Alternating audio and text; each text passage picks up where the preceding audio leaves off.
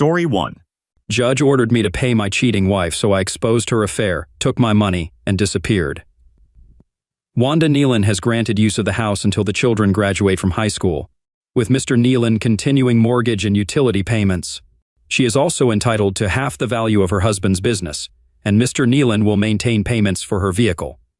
Mrs. Nealon is awarded 60% of all assets, encompassing bank accounts, investments, and retirement accounts.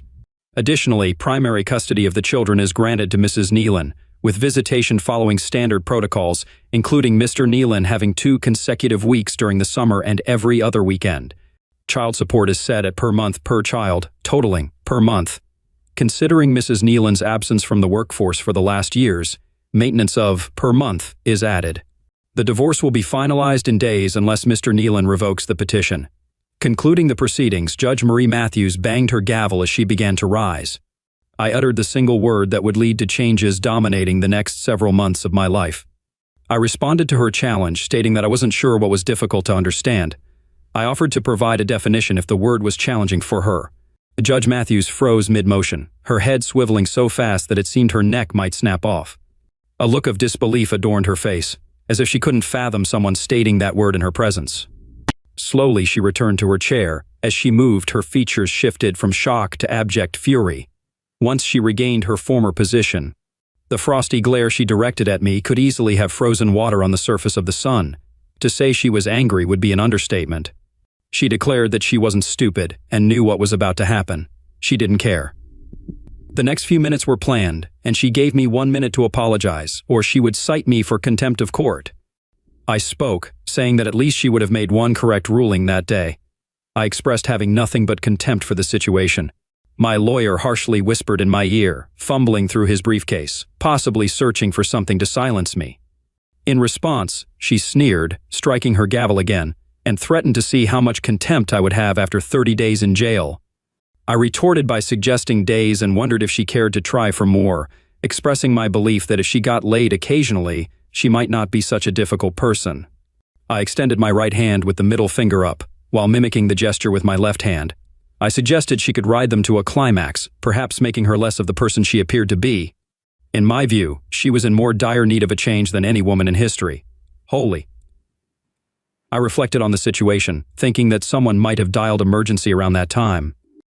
I considered 2 possibilities. Either she was on the verge of a stroke, or her head was going to explode.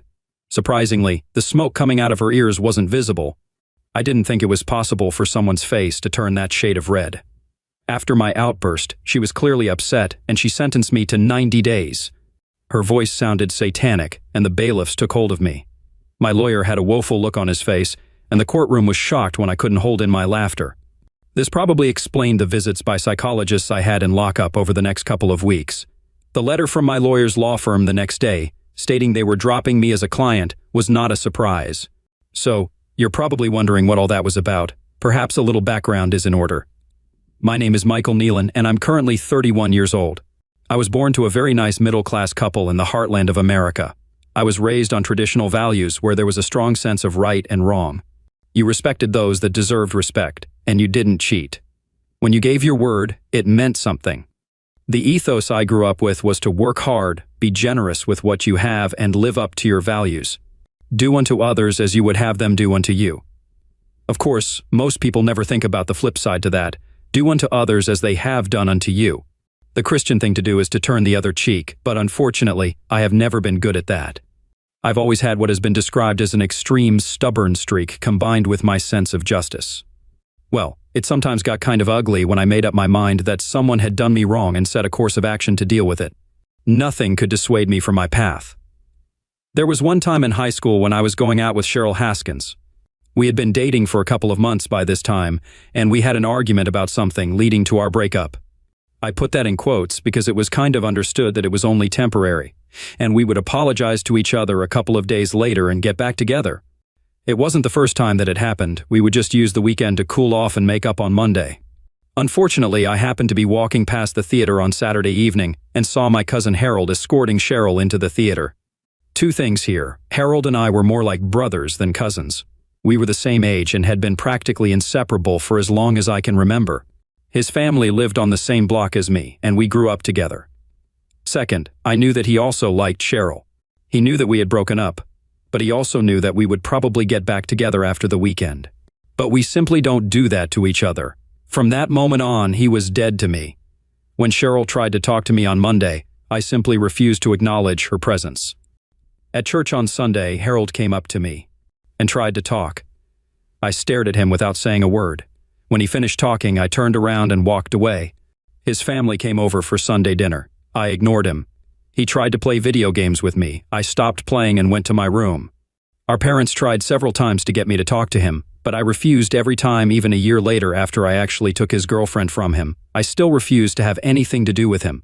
Oh, I did smack him up when he confronted me about stealing his girlfriend, but that was it. He sent me a wedding invitation years later. I ignored it. When I married Wanda, every member of my extended family got an invitation except him.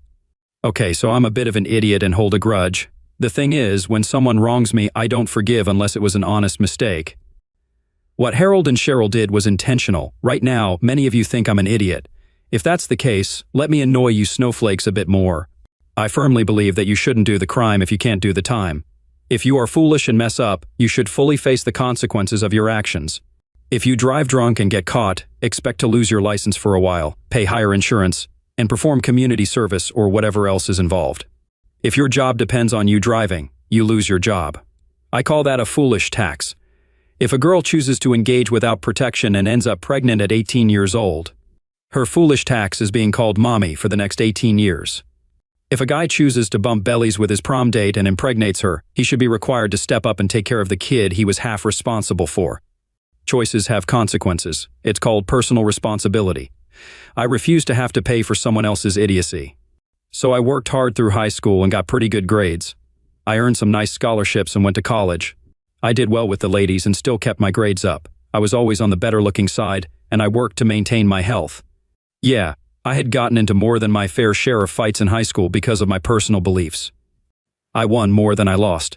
Still, I was in good physical shape, and it seemed that the women found me attractive enough.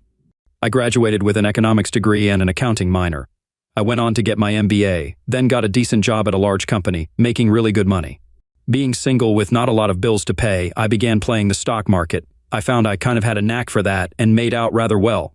I had been working for a few months when I met Wanda at a party. We hit it off well, and I asked her out on a date.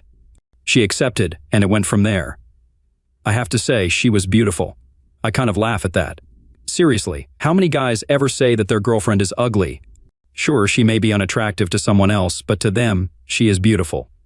Anyway, I can say that Wanda is beautiful because she always attracts stares whenever we are out, and every one of my friends has commented on how they will try to move in if we ever break up.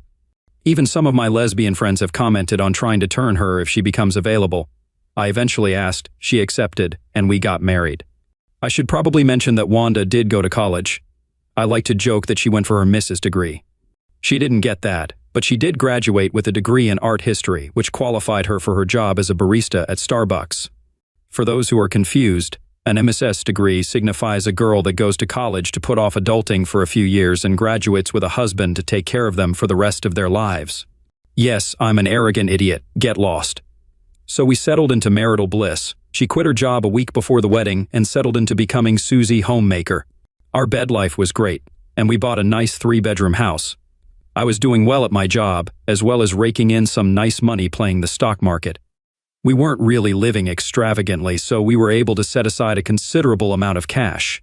All my bonuses went into our investments, along with maxing out my WHH contributions. I aimed to retire before I turned 40 and save for life. Excelling in my profession, my employer rewarded me with substantial bonuses and promotions, putting me on the fast track up the corporate ladder. A few years into our marriage, I returned home one Friday evening to find Wanda dressed to the nines with a huge smile on her face. Hurry up and get showered and changed. We're going out to celebrate tonight, Daddy. Holy moly, did she just say what I thought she said? I was shocked. We had been trying for a few months now, so it wasn't like this just came out of the blue. Still, it was a surprise when she said that it finally happened. I took her in my arms and swung her around as I planted kisses all over her face. Figuring that we would be muting our celebrations because of her pregnancy and then the baby for a while, we lit up the town that night. The next several months consisted of joyous times and preparing for the new life that we were bringing into the world. We got another shock a couple of months later, twins. There were 2 little girls in there. I couldn't wait until I could start spoiling them and having two little daddy's girls wrapping me around their fingers. I was on top of the world. The day finally came. We rushed to the hospital and our two little girls were born a few hours later. They were beautiful, healthy, and had all their fingers and toes. Being twins, they had to stay in the hospital a couple of days longer than normal, but everything turned out fine. When we took them home, both families were there to greet us. Everyone was happy. I noticed my mom staring at them almost constantly. I think she was so happy because I finally gave her the grandchildren she had been wanting. So, life had changed for us. I decided that working for the big company was keeping me away from my family too much. I had a ton of money available, so I decided to form my own company. I was doing pretty well investing and playing the market, so I decided to get the necessary licenses and open my own investment firm. I had already been helping a few of my friends and relatives, so I talked to them about becoming official clients. That started things moving. Once I opened, I had several former XEO workers move their portfolios over to me as well. Within a year, I had a decent client list, and several of them were discussing with their friends about moving over to me as well. When you're on top of the world, the only direction you can go is down. It was the girls' second birthday party. We turned it into a full-on production. Sure, they would never remember it, but it was a celebration they would be able to watch the videos of when they were older and enjoy it then. All the family from both sides was there. We were all having a phenomenal time. Just before I was about to come out of the bedroom after using the ensuite bathroom, the hall bathroom had been in use. I heard my mom talking to her sister in the hallway. She mentioned that she couldn't figure out where those blue eyes came from. Her sister Mayan suggested asking me about it. Mom replied, saying that she couldn't imagine what would happen if I found out that they weren't mine. She expressed concern about how happy I was and believed that it would probably be devastating for me. I couldn't listen to the rest. I quietly retraced my steps back to the bathroom and locked the door behind me. I had to think, they had to be mine, surely. Someone in our families had blue eyes. My eyes were kind of a mud brown, Wanda's were more hazel, I thought. I went through a mental picture of everyone, all my relatives. The lone person I could think of without brown eyes was my cousin Mary, whose green eyes originated from her non-blood-related father's side. Contemplating Wanda's family, I couldn't recall anyone on her side with blue eyes. After a while, I realized I needed to compose myself and rejoin the festivities before being missed. Suppressing my emotions, I put on a cheerful demeanor and returned to the party, enduring a challenging day. Although I acted as expected, I mentally strategized about what to do later. Eventually, things quieted down, everyone departed, and while putting the girls to bed that night, I scrutinized their features. Some resembled Wanda, but others were unfamiliar, and I found none definitively attributable to me. The next day, while Wanda napped with the girls, I ordered supplies delivered to my office, using a company credit card to keep the invoice hidden. Simultaneously, I researched local PI firms, as the suspicion that Wanda had cheated on me nearly 3 years ago became overwhelming. If she did cheat, then was she still involved in infidelity? I needed proof. A few days later, the ordered items arrived, and I had also met with and hired a company named Pro Investigations, providing them with all the necessary information to hack into Wanda's cell phone, tablet, and laptop. Concurrently, I initiated some financial moves. If she wasn't cheating and the girls were genuinely mine, these actions wouldn't matter. However, if my suspicions were accurate, it would safeguard my money from her reach. I refused to fund her unfaithfulness or someone else's children. While the girls were innocent sufferers, so was I. If she chose to mess around and get pregnant by someone else, they could bear the financial responsibility. Nothing was finalized, but I awaited the proof. 2 weeks later, I received the letter at the office. Locking my door, I opened it and cried for an hour upon confirming they weren't mine. Deep down, I had sensed the truth but clung to hope. The following day, my PI met with me, providing all the proof he had obtained.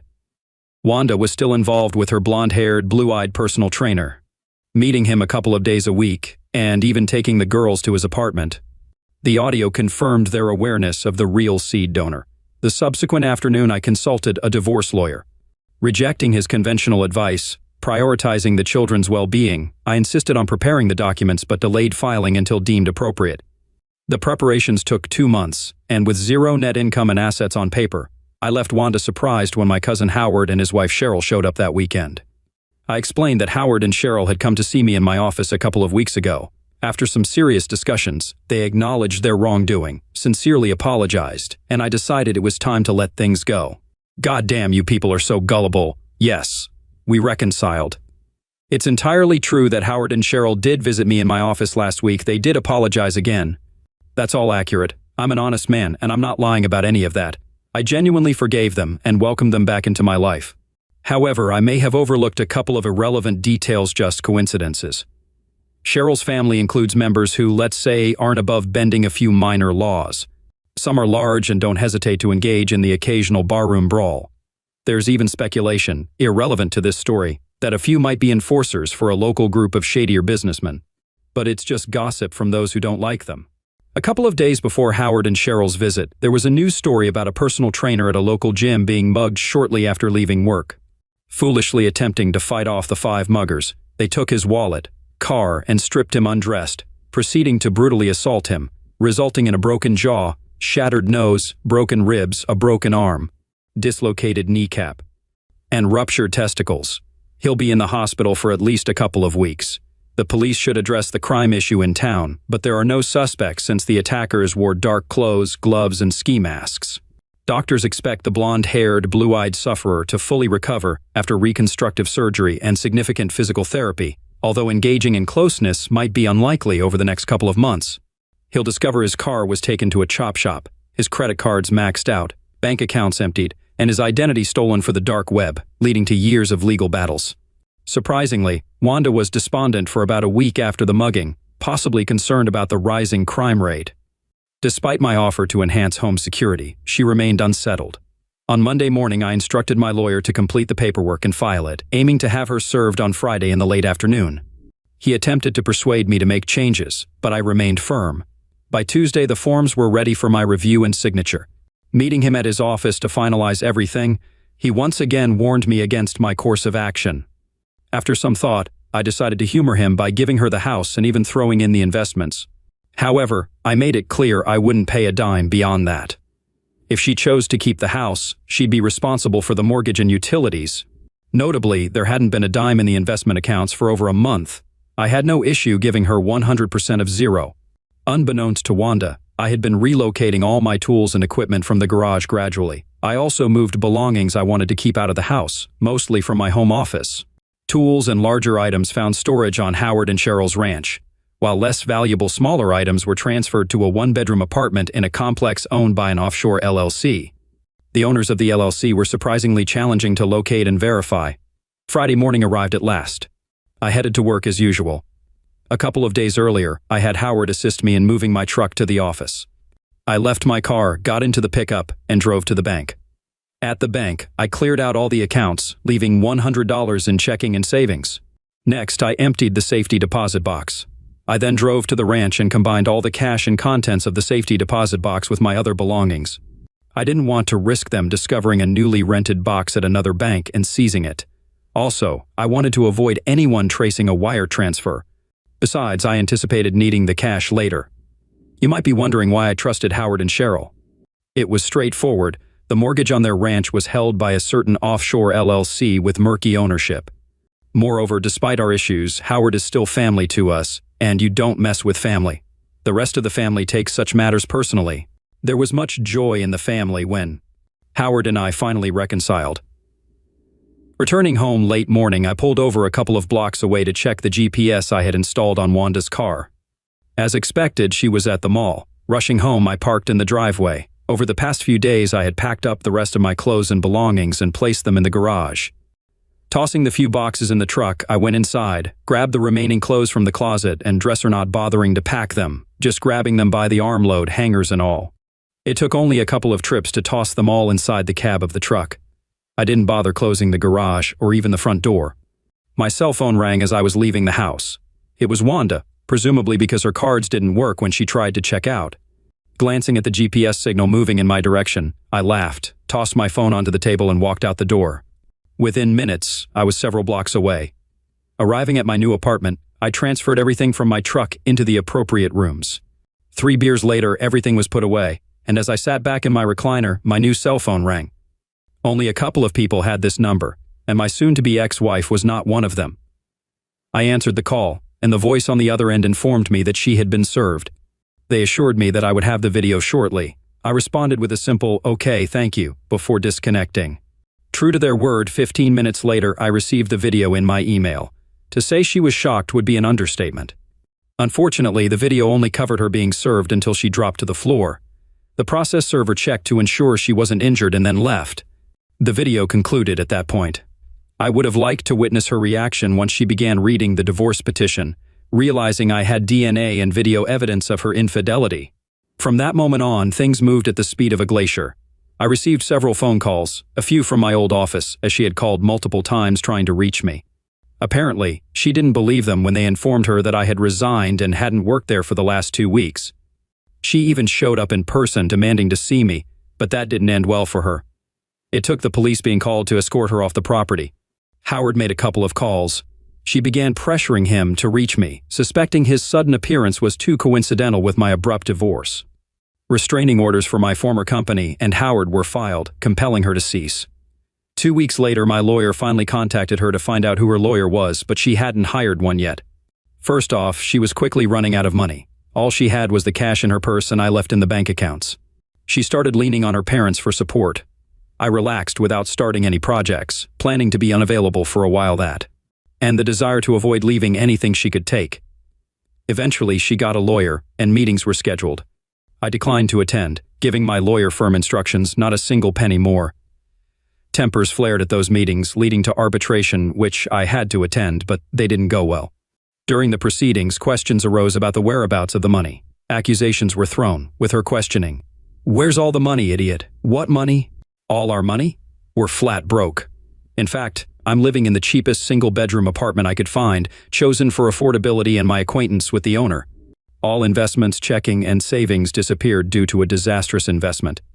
Investing in a cheating wife? Well, that was true. I didn't know where all those offshore banks kept their cash. We're giving her the house, with her name as the only one on the title. My lawyer suggested he could have been more forceful, but he sounded like someone observing a tornado-ravaged house, commenting that at least the rubble hadn't caught on fire. The mortgage is maxed out and I can't possibly afford the monthly payments, Wanda screamed, and it pretty much went downhill from there. Child support. Not my kids, not my problem. Spousal maintenance, alimony for you Felicians out there. No job, no income, no way. She demands 70% of the liquid assets, but there are none. 50% of the business good luck. 150% of the retirement lost it all. Arbitration failed spectacularly. That brings us to our day in court, facing the dishonorable Judge Marie Matthews. She was the most feminist, man-hating family court judge, harsher on men whose wives cheated. Yeah, I was screwed. Planning to criticize me for thinking I could convince them there was no money? You'd be wrong. Aware they could check accounts, I wasn't surprised when the judge used those numbers to calculate my liabilities. The thing is, they had no way to access it. I needed the time to transfer funds around through different banks and different accounts. I even went so far as to personally pull all the money out of one bank, then deposited parts of the withdrawal into several other accounts at separate banks. Of course, those accounts were in several different names. One of those rather shady businesses that Cheryl's family was involved with was a gag gift shop where you could buy fake IDs for entertainment purposes only that was even printed on the ID cards. I possessed an ID claiming I was Jesus Christ, enhancing pranks. When sufferers exclaimed, "Jesus Christ," I'd reveal my fake ID, costing about, skillfully crafted, with the only giveaway being the entertainment statement. For a higher fee, they'd omit the warning. I electronically transferred money to other accounts, potentially traceable but costly and time-consuming. Now back in front of the man-hating judge, 60 days into my 90-day county jail stay short-term sentences are served in the county jail, not state prison. She sneered and asked if I had learned my lesson yet. I responded, "About not marrying a cheating spouse? I grasped that long before your court." She clarified that she meant my attitude in her court. The vein on her forehead was popping, not ideal for her blood pressure. I dismissed any issues with my attitude, expressing concern about her health while being railroaded in front of kangaroos, and suggested her blood pressure must spike during doctor visits. She warned me that she could extend my stay in jail, and given my attitude would add another 30 days. She then brought up the purpose of the meeting, questioning why I hadn't made my first 2 child support or maintenance payments to my ex-wife. She also inquired about the absence of my lawyer, questioning if they were out due to my contempt. In frustration, she expressed her mistaken impression that being really smart was a requirement to be a judge and thanked me for correcting her on that. She suggested explaining things to me so I could understand. Sorry if it's still over your head, but the lowest I can go is so a fifth grader can comprehend it. Do try to keep up. I really was becoming concerned about her bench catching on fire from the flames she was snorting at that point. I was starting to think that she actually didn't like me. I am in jail. I have no access to any money. Since I have no access to any money, I am unable to send any money since it was your dumb self that put me there. I suggested she explain why she is the reason the cheating woman can't get the money that she was trying to steal from me to give to that fallen woman. I questioned if she got all that, or if I needed to explain it to her slower. I was then escorted back to my cell for another 90 days 30 from my original sentence, 30% from her first high rate, and another that I managed to catch at the end. To be honest, it really wasn't that bad. Sure, the food sucked, but I still ate it. I had a nice bed to sleep in and lots of free time to relax. I made good use of the weights and exercise machines. I didn't have many problems in there.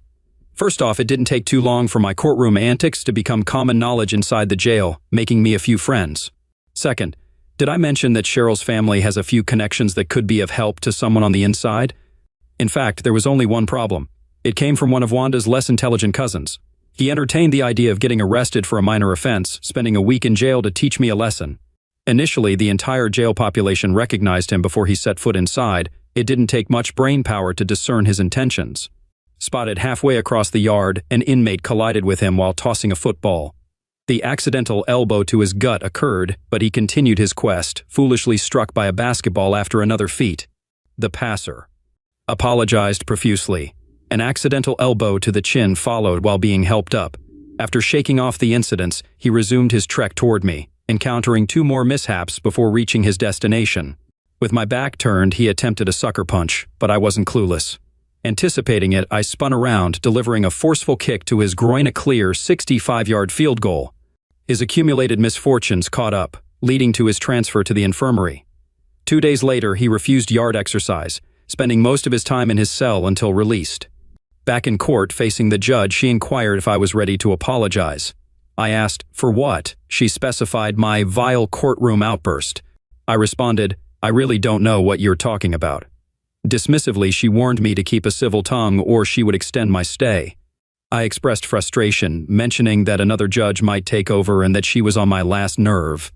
I sarcastically suggested starting to stomp my feet, perhaps needing an EMT in the courtroom if she had a stroke. I pointed out that there was no child support, maintenance, mortgage, or utilities paid as ordered. I explained that I couldn't pay anything while jailed, couldn't work, and emphasized that the kids were not mine. I added that my ex-wife was a cheat and should pay for her own life, maybe charge for it. Addressing another issue, I stated that I had given her half the business and she should have plenty of money. Wanda's lawyer interjected, explaining that they had been unable to take possession of her client's part of the business. Mr. Nealon had sold his company to an overseas entity about 2 months before filing for divorce, and they hadn't determined the actual owners to address the court order. Suddenly, an attractive woman approached, stating she represented the board of directors for the firm that purchased the business. She moved to dismiss the ruling, giving Mrs. Nealon any part of a business owned by her ex-husband. She argued that it was irregular to award ownership without the business's involvement, as the purchase predated the divorce. This company had no bearing on the case. They rejected any claim of ownership by Mrs. Nealon. Someone queried about the money from the sale. The young woman explained, regarding Wanda, the transfer of ownership and payments were conducted overseas. I'm not privy to that information, but my understanding is that the money from the purchase never entered U.S. territory, making it not subject to U.S. laws. Any claim on that money needs addressing with your ex-husband, possibly in the country where the money is located. Wanda's lawyer asked, what country is that? The original transfer of funds was in Belgium, but my understanding is that the money was transferred somewhere else shortly after the sale. I have no idea where it was transferred to, the young woman replied. My excess lawyer spoke up again, expressing desperation on behalf of my ex.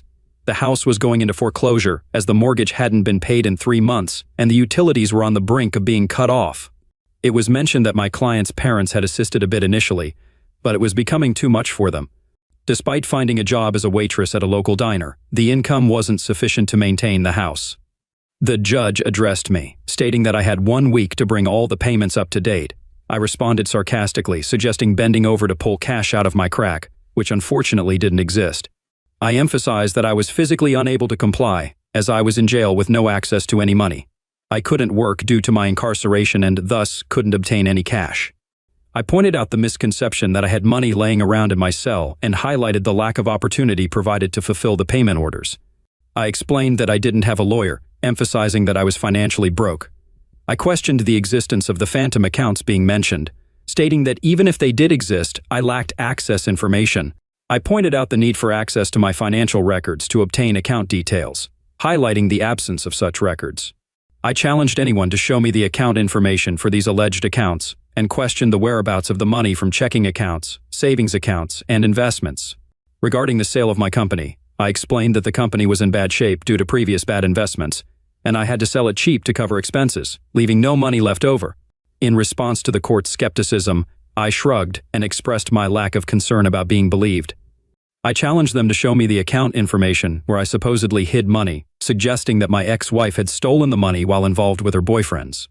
Her lawyer objected, stating that my accusation didn't make sense.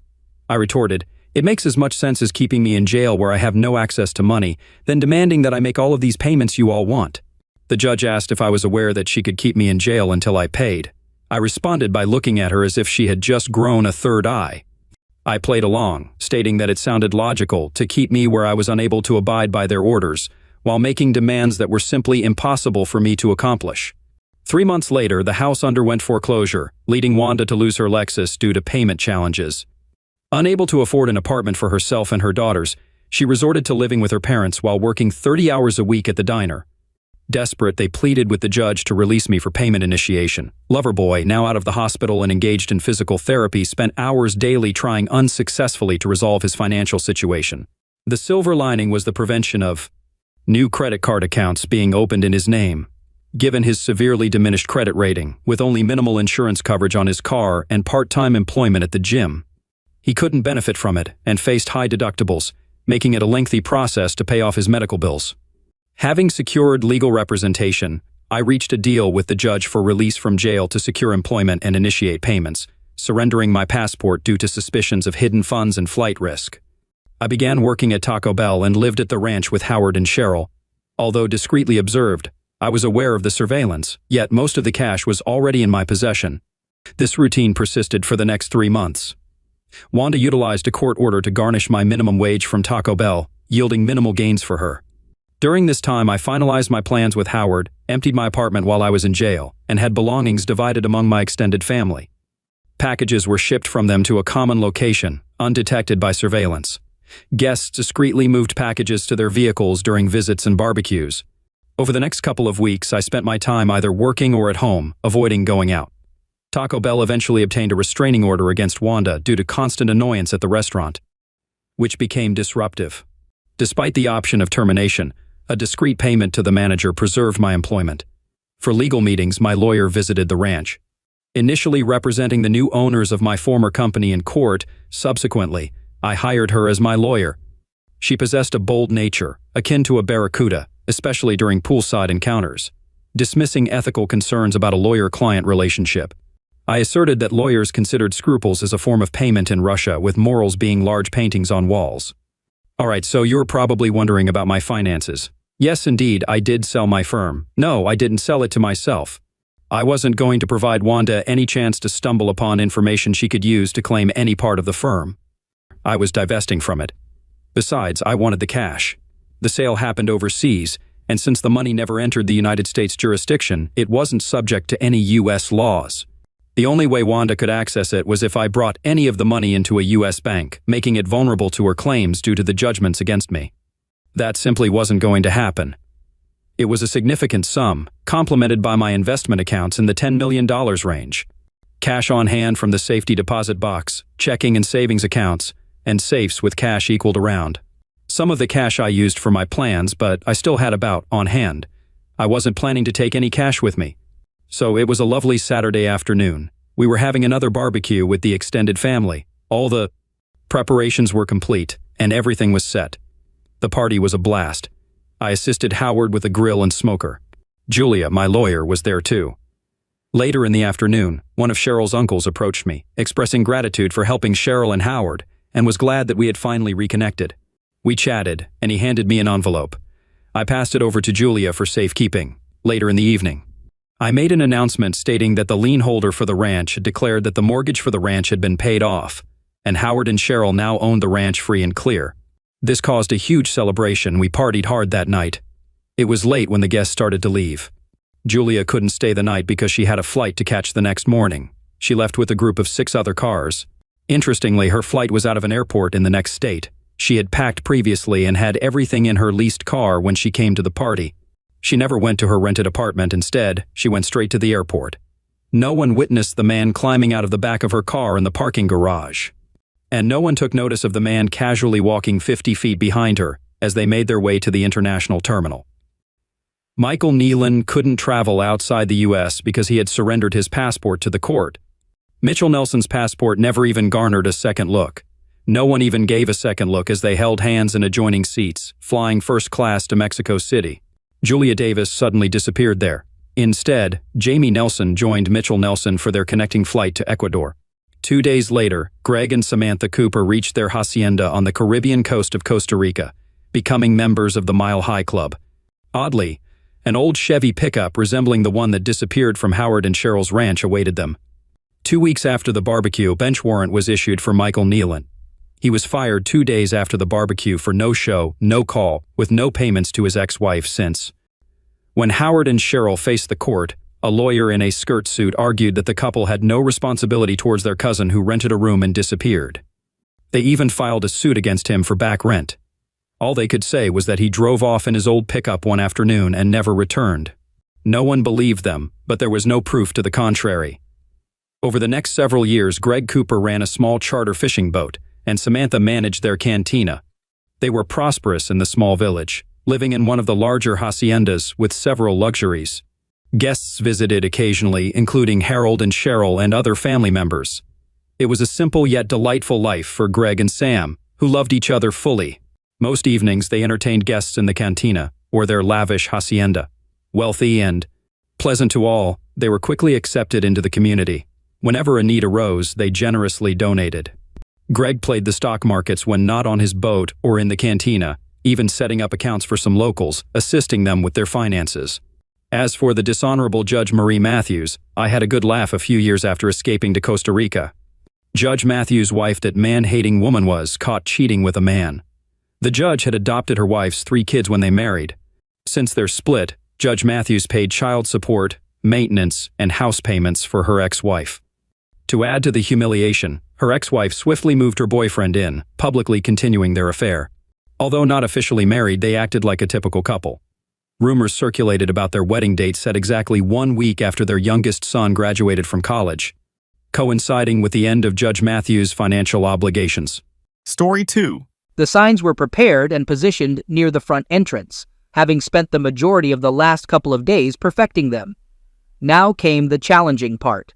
Ascending the stairs into the master bedroom, I swiftly stripped the bed, maneuvered the mattress off the queen-sized frame, and half lifted, half slid it downstairs, through the hallway, out the front door, and onto the lawn adjacent to the street. Returning inside, I hurled the slats and bedclothes downstairs, following them outside and adding them to the pile beside the mattress. After another trip upstairs, I dismantled the side rails and swiftly transported them outside. Glancing at my watch, I noted it was 4:22. Time was of the essence. I needed to finish by 5. Reassembling the bed took until 4:35. Next up was the kitchen table, light enough for me to handle alone. I angled it sideways through the door and placed it beside the bed in the yard. The last item was the 6x8 throw rug in the living room. After rolling it up, I joined it with the other items in the yard, erected the signs, and proudly observed the time. 4:55. Just 10 minutes until my wife's return. Stepping into the middle of the street, I surveyed my handiwork. It was a sight to behold, almost bringing a tear to my eye. Our marriage bed, the kitchen table, and throw rug, 3 places I knew had been used by my wife and her lover repeatedly over the past 6 months. The signs, perfectly placed and out of reach, completed the scene. I approached each piece of furniture and read aloud the large sign in front of it. "These items are yours for the taking, free. They are no longer wanted in this house. If you are able to stomach the stench of infidelity and broken vows, help yourself." The sign above the bed detailed my wife's infidelity, specifying her regular liaisons with her lover over the past 6 months. Above the kitchen table, Another sign recounted their activities, typically just before she served me dinner. On the throw rug, a sign indicated their preference for that spot. Each sign was adorned with a 17 by 24-inch photo of the adulterous couple in the act.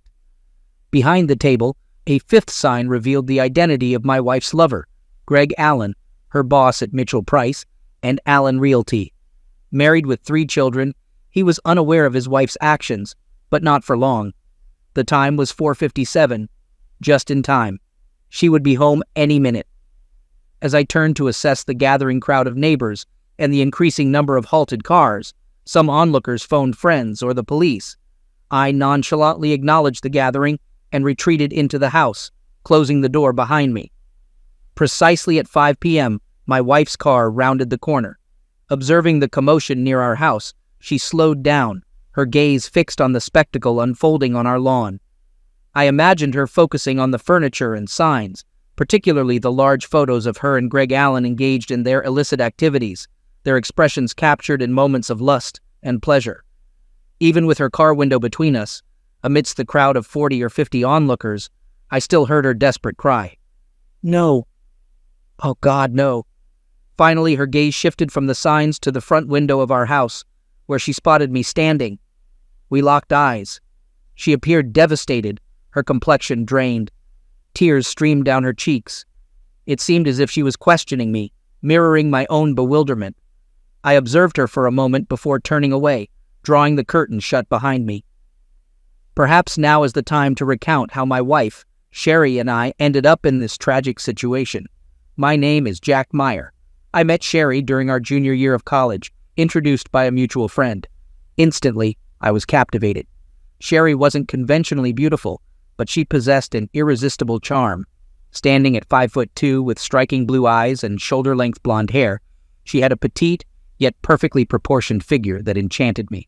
From that moment, I was smitten, never doubting my ability to win her heart. Sherry and I began dating, quickly becoming inseparable. Within a month, we shared our first closeness moment, an experience unlike any other. I was consumed by my love for Sherry, unable to get enough of her. Though we were not maidens, our passion for each other was all-consuming. Every moment together was blissful, every touch electric. Our love deepened over the years. After graduating, we married and settled into our first home, a condo in Van Nuys. Sherry pursued a career in real estate while I found work in electronic manufacturing. We built a life together that I believed to be perfect. For the next 13 years, we shared an idyllic existence. First in our condo and later in our dream home as our finances improved. We welcomed our children, Shelby, now 8, and Ryan, now 6, whom we adored beyond measure. Our family was our world. So, what went wrong? I wish I had the answers. I wish I had noticed the subtle signs indicating something was amiss. But I was oblivious, living in a bubble of love and trust. It took an unexpected event, our daughter Shelby falling ill at school, to uncover the truth. It was a Thursday when I received the call from the school nurse just before noon, informing me of Shelby's illness. In the midst of a staff meeting, I asked the nurse to contact my wife. Despite attempts to reach her at her office and on her cell, she was unreachable. So, the nurse called me.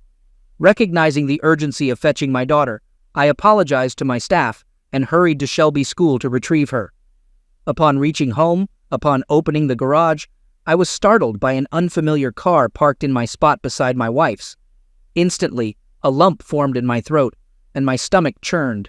No, it couldn't be, I reassured myself.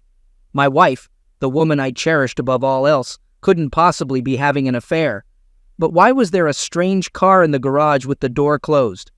Something was amiss, and I needed answers. I couldn't expose my daughter to this uncertainty. I instructed Shelby to stay in the car for a moment, explaining that the exterminator was spraying for bugs, and the fumes could make her feel worse. It was the first time I had ever lied to her. Shelby complained about being tired and wanting to go inside, but I reassured her that I would check first before coming to get her. Later, Shelby asked me what was going on, and I reassured her that everything was fine, attributing my discomfort to the odor in the house. I left Shelby with her grandmother, promising to return for her in a couple of hours. I didn't disclose what I had witnessed, simply asking my mom to care for Shelby until I returned from work. Though tempted to return home and confront the cheating duo, I realized I needed more than a mere confrontation. I craved revenge. As I drove back to my office, I began devising plans that would bring ruin upon my wife and her boss indefinitely. The electronics firm where I worked had multiple divisions. As a senior engineer in the medical equipment division, we shared a large complex with another division specializing in commercial security equipment. Upon reaching my office, I instructed my secretary to ensure I wasn't disturbed for the rest of the afternoon, then called my counterpart in the security division. Dan Taylor, a stellar engineer and longtime friend, agreed to meet promptly. He mentioned he'd already be coming my way to drop off some blueprints for copying. I informed my secretary that Dan could enter my office as soon as he arrived. True to his word, Dan knocked on my door just 20 minutes later. I requested him to come in and close the door, noting that I needed his help. Dan remarked that I looked like I had seen a ghost, to which I responded by recounting the shocking discovery I had made earlier. I explained to Dan that I had caught my wife and her boss having an affair in our house, specifically in our bedroom. Despite the disbelief, I assured him it was true, detailing how I found them together when I came home to pick up my daughter from school. I refrained from confronting them at the moment, prioritizing my daughter's well-being by having her wait in the car while I quietly left and took her to my mom's house. Dan expressed his sympathy and asked about my plan moving forward. I admitted uncertainty, but emphasized the need for evidence, mentioning my intention to gather audio and video recordings of their encounters. I sought Dan's assistance in acquiring security cameras and microphones to discreetly place around the house. Dan questioned the certainty of there being a next time, suggesting that the incident might have been isolated. However, I dismissed this possibility, citing conversations between my wife and her boss about regular rendezvous over the past 6 months. I explained my reasoning, noting the lack of alternative locations and the convenience of my empty house during work hours. After a few more minutes of discussion, we delved into the details. Dan mentioned having access to a new beta line of wireless miniature cameras and microphones compatible with my laptop or home computer. Additionally, he had a small voice-activated recorder I could discreetly place under Sherry's car seat to capture any conversations she might have while driving. It would only record her side of the conversation, but it was better than nothing. I expressed gratitude and informed him I'd collect everything from his office the following day. Returning home that evening proved to be the most challenging task I'd ever faced. I wasn't sure if I could face my wife and pretend nothing had happened. I decided the best course of action was to make Sherry believe I wasn't feeling well, which was true. I retrieved Shelby from my mom's, and upon arriving home, Sherry was preparing dinner in the kitchen. Upon seeing Shelby with me, she grew frantic. I questioned Sherry about her whereabouts and why she hadn't informed me about Shelby's illness, mentioning that I received a message from the school nurse on the answering machine. Sherry explained that she must have accidentally turned off her phone while showing houses and had been busy all day. I couldn't help but think cynically that she was likely preoccupied with her affair with her boss instead of attending to our daughter. Despite this, Sherry hugged Shelby and apologized before helping her to bed. I acknowledged that despite her flaws, my wife did love our kids, and it seemed I was the obstacle to her happiness. Sherry then returned to the kitchen to prepare soup for Shelby and finish dinner for the rest of us. Feeling unwell myself, I informed Sherry that I would sleep in the guest room that night, just in case I was contagious. She noted that I felt clammy and looked pale. Silently, I acknowledged the irony of feeling unwell after discovering my wife's affair. Without responding, I headed upstairs, initially dreading entering the master suite, but needing my grooming supplies, toothbrush, and work attire for the next day, so I forced myself into the room. A window was open, and the scent of lovemaking had dissipated. The bed was neatly made. She must have changed the sheets. It pained me to look at it. All I could envision was her boss having lovemaking with her, whispering sweet nothings about belonging to him alone forever. Anger surged within me, but I suppressed it. I needed to remain composed until I could unleash havoc upon them both. And I would. That much was certain. I gathered my necessities and retreated to the guest bedroom, shutting the door behind me. I stripped down to my underwear and slipped into bed. My body felt rigid. I wanted to weep, but I stifled the urge. I had a mission to accomplish, and I couldn't allow emotions to interfere. For hours, I lay in the darkness, sleep evading me. After tending to the kids and putting them to bed, my wife entered the room. I pretended to be asleep. She pressed her palm against my forehead before exiting the room, shutting the door behind her. Sherry typically handled taking the kids to school, so I rose early, showered, and left the house before her awakening.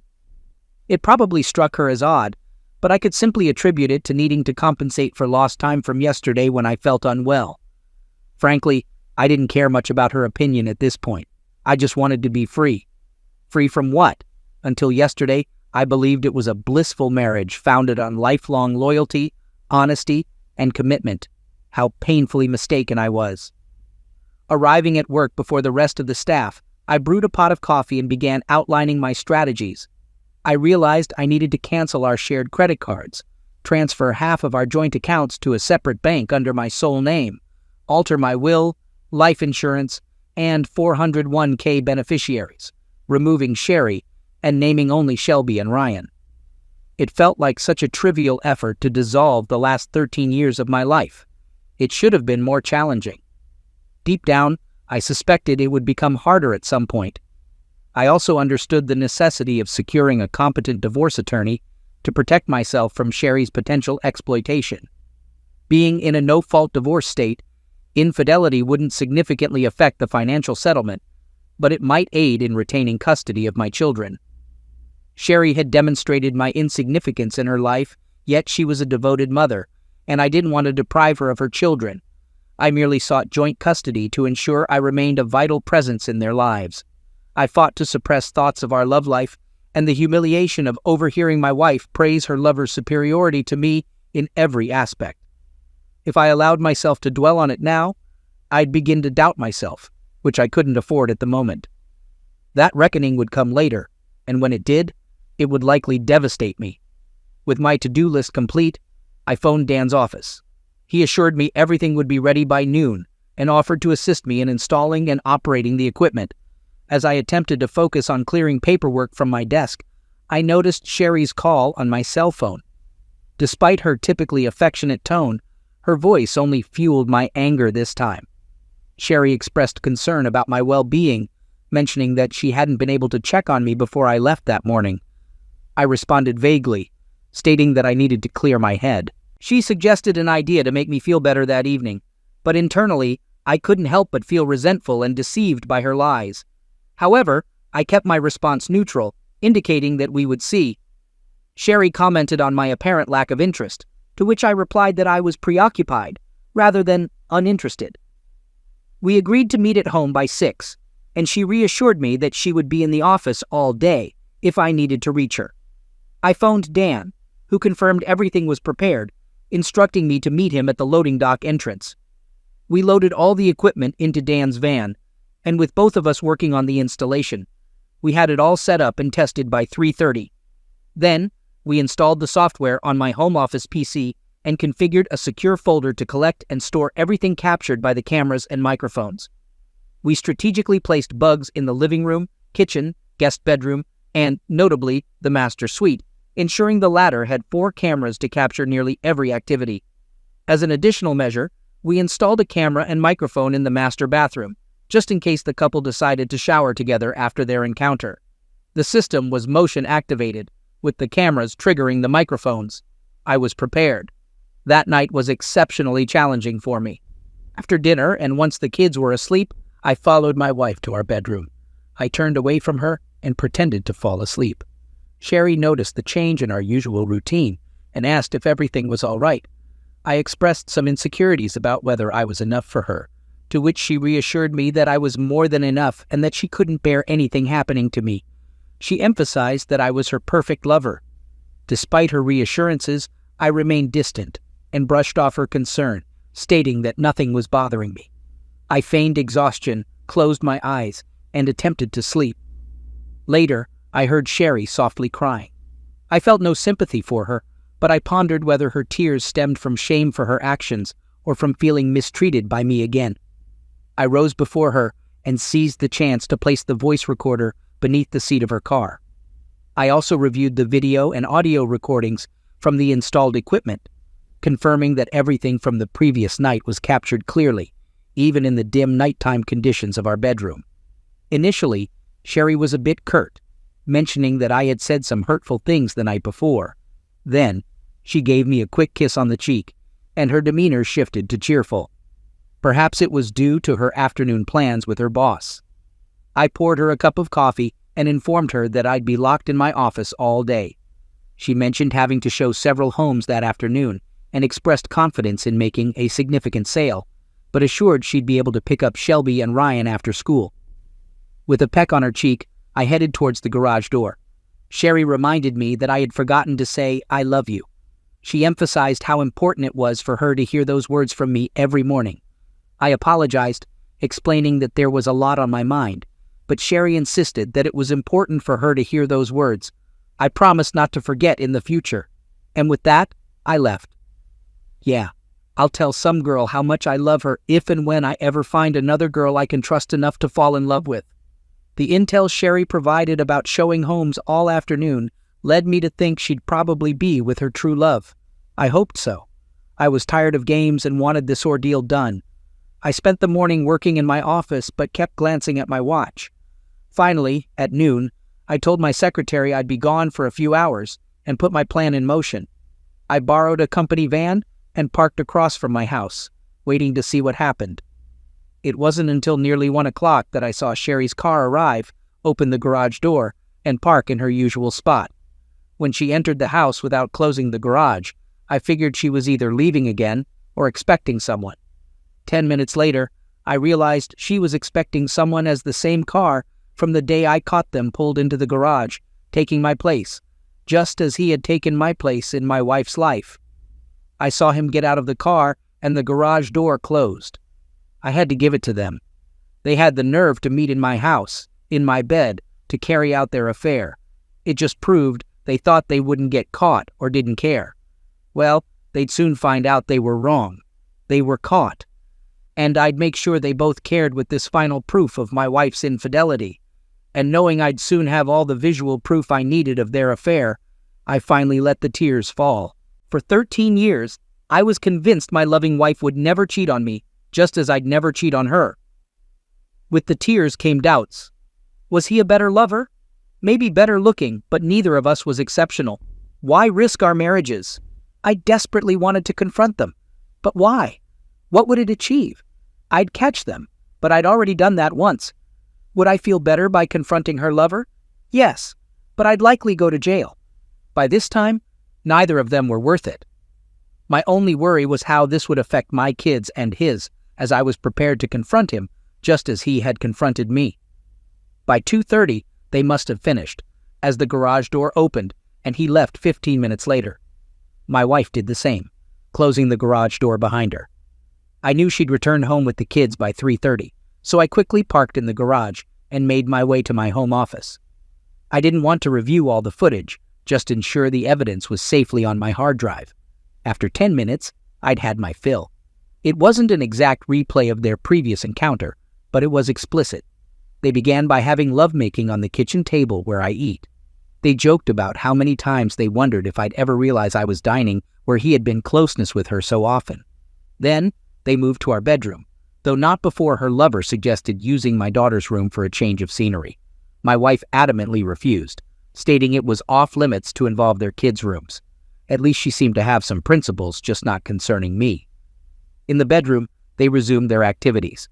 I noticed neither of them expressed love, but my wife continued to praise her boss as the best lover she'd ever had. However, I couldn't comprehend why they then moved to the throw rug by the living room fireplace, where they engaged once more when finished. I found it strange that she didn't bother changing the sheets, assuming she would do so when she returned with the kids at 3:30. This gave her plenty of time to air out the room and remove any evidence. Since I rarely arrived home before 6 and had secured the evidence I needed on my hard drive, I shut down the system and left the house without bothering to check the assumed mess on our marriage bed. I'd seen enough, and although my heart was hardened against my wife, I still felt sick inside, a sickness soon replaced by burning anger and hatred. I may have even smiled, knowing the hell I was about to unleash on their cheating heads. Back at work, I briefed Dan on everything. Like me, he couldn't comprehend how a supposedly loving wife like Sherry could do what was now clear. Not only did she break our sacred vows, but she also went out of her way to humiliate me to her lover, always affirming his superiority. All these thoughts plunged my soul into a deep abyss of pain and despair, from which I knew I had to emerge to complete my task of destroying them both. I needed to find a good divorce lawyer, and Dan suggested contacting the law firm the company used for recommendations. I spoke to a corporate lawyer there who gave me 3 names of divorce lawyers known for protecting husbands' rights. The first one was retiring and not taking new clients, but the second one agreed to meet me the next afternoon at 3. With that settled, I resolved to handle canceling credit cards, changing beneficiaries, and transferring funds the next morning. When I returned home that night, Sherry was in the kitchen preparing dinner while the kids did their homework in their rooms. She wore a yellow sundress and looked beautiful. For a moment, I thought my heart would break all over again. She was smiling and seemed so happy. I assumed it was her usual post-afternoon delight mood. She greeted me and asked about my day, mentioning that hers was great due to making a sale. I responded with mild interest, aware of the reason behind her happiness.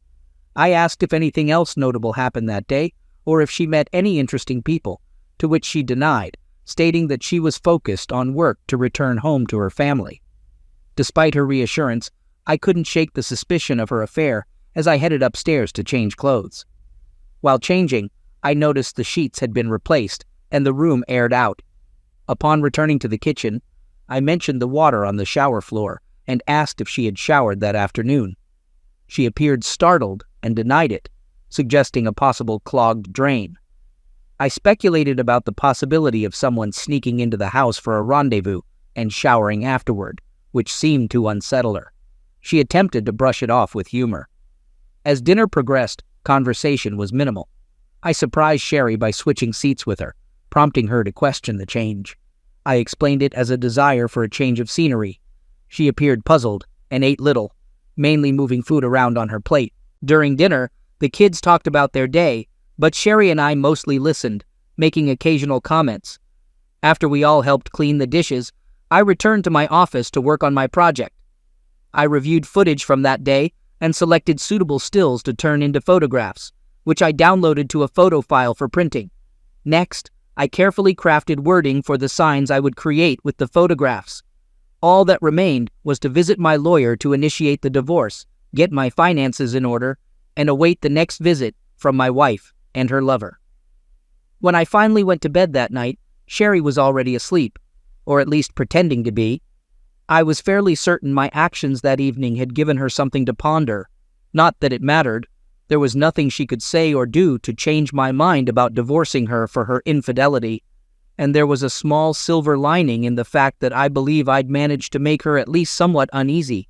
Today was Tuesday, and she had mentioned making another sale on Thursday, so I took that as a signal that she and her lover would be meeting on that day. That would also mark the day I brought them down.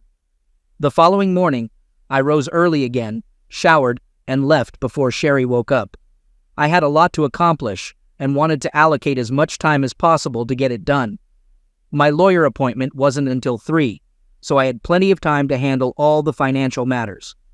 First, I visited HR, where I changed the beneficiary on my life insurance and 401k from Sherry to Shelby and Ryan. I received some odd looks from the woman assisting me, but I didn't feel obligated to explain my actions to her or anyone else. Next, I canceled all our joint credit cards and obtained new ones in my name alone. Then, I proceeded to the bank, where I transferred half of the funds from our joint checking and savings accounts to another bank in my name. I knew I needed to address our home, but I presumed the courts would allow Sherry to stay there with the kids, so I postponed action on that front until I consulted with my lawyer. At 3, I met with my lawyer, finding him to be agreeable enough.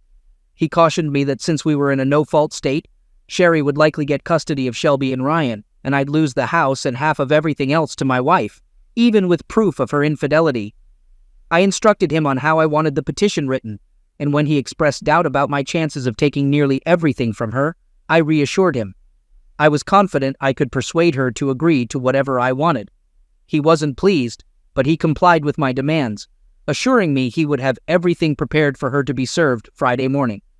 I also had him draft papers to file against her boss and his company for intentionally wrecking my marriage.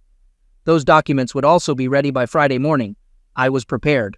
When I returned home that evening, I kept my demeanor cool toward Sherry. Frankly, I had reached my limit and just wanted the whole ordeal to end so I could move on with my life. I knew there was still a lot of pain and heartache ahead, but I acknowledged there was no turning back. Besides, I'd finally be sharing the anguish and misery with my unfaithful wife and her despicable lover.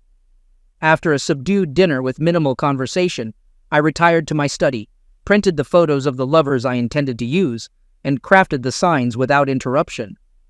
I also found time to compose a letter to Greg Allen's wife, enclosing prints of the large photos I planned to use on the posters, informing her that I had plenty of video evidence to provide her in case she decided to divorce her husband, as I was divorcing mine.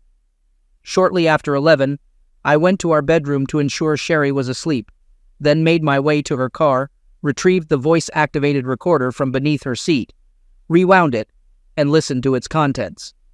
I overheard one side of a conversation that sounded like it was with Greg. The caller expressed gratitude for their time together that afternoon and mentioned missing Greg after they were together. They discussed the idea of spending a whole week together and fabricated a story about a real estate convention they must attend.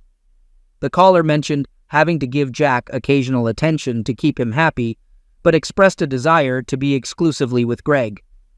They confirmed plans for Thursday afternoon and ended the call. I was taken aback to discover that her words didn't sting as much as they had in the past. Perhaps there was still hope for me after all. Little did she realize how soon she would belong solely to him forever, and the knowledge that I was just one day away from dismantling their comfortable lives filled me with a sense of satisfaction. Revenge, I was realizing, wielded formidable power. I swapped out the tape with a fresh one and returned the recorder under her seat, hoping it would capture evidence of her anguish the next day when her world crumbled. I hardly slept a wink that night, not because I was heartbroken. I had surpassed that. No, my sleeplessness stemmed from the anticipation of everything I hoped would unfold the following day. For the last time, I rose from bed. While Sherry continued to slumber, I stood gazing at the woman who had once been my love, the mother of my children, the woman I had imagined spending the rest of my days with. Tears welled in my eyes as I realized I had shared my bed with her for the final time. Never again would our bodies entwine in passion. Never again would we cuddle or discuss our future. Our future was non-existent, and as I turned away from her and departed, I pondered whether she comprehended the toll she was about to pay for betraying me. She likely didn't, but she would soon learn.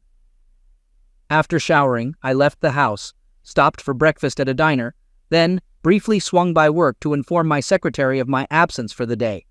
I phoned Dan and briefed him on the impending events. He wished me luck, cautioned me to be cautious, and requested that I keep him updated on the proceedings.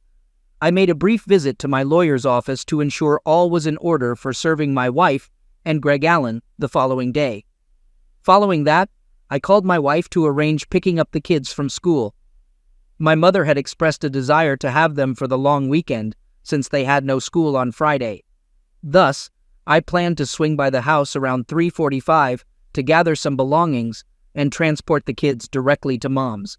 She enthusiastically approved, even suggesting we spend Saturday in bed together in her most seductive tone. I agreed nonchalantly before ending the call. I had reached a point where I couldn't tolerate her deceit any longer. I took my time returning home.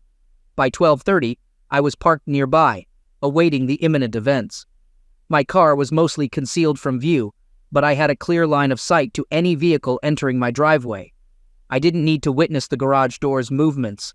My wife and her lover were nothing if not predictable, and I was familiar with their routine. At 12:50, Sherry's car rolled into the driveway, followed 5 minutes later by Greg Allen's. The trap was set, and I was poised to ensnare them. I should have felt anguish knowing my wife and her boss were engaging in pleasure in our marital bed while I waited around the corner for them to finish. Yet, she had lost her ability to inflict pain upon me. It was astonishing how composed I felt as I envisioned the activities I knew they were engaging in together. It was almost reminiscent of recalling a low-budget adult film, lacking in substance but with a satisfying conclusion around 10 minutes to 3. I observed Alan's car reverse out of the driveway and depart. 10 minutes later, Sherry followed suit. Sweet.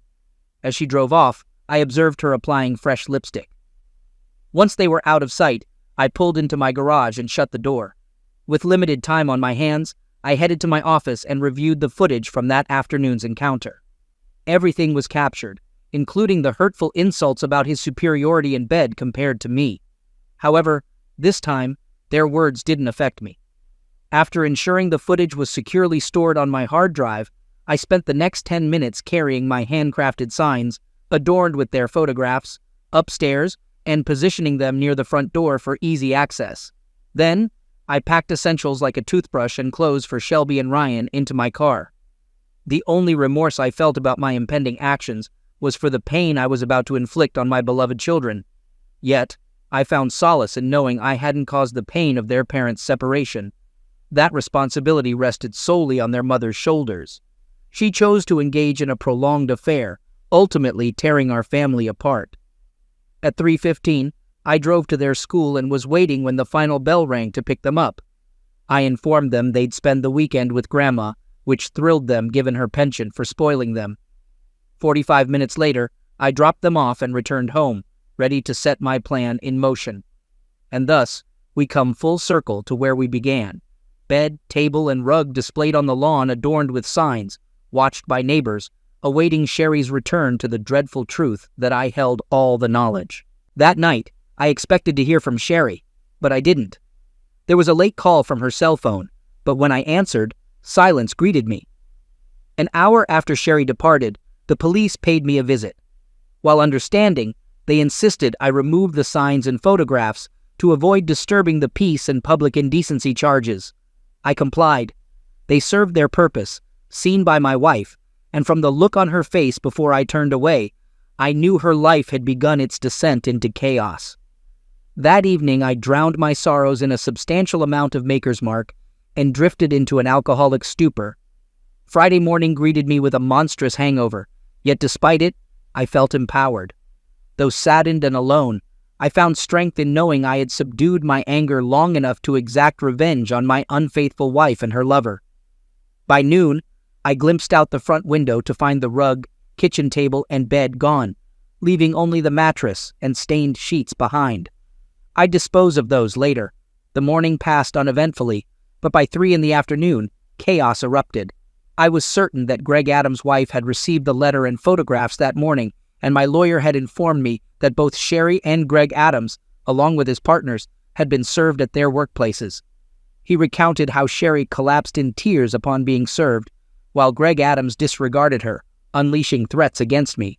His partners retreated behind closed doors for 15 minutes before emerging to present Sherry with her final check and informing Greg that his partnership was terminated. When he informed them of his refusal to sell to them, they cited their corporate bylaws morality clause regarding love fraternization with staff members. This provision empowered them to sever all ties with him and his mistress.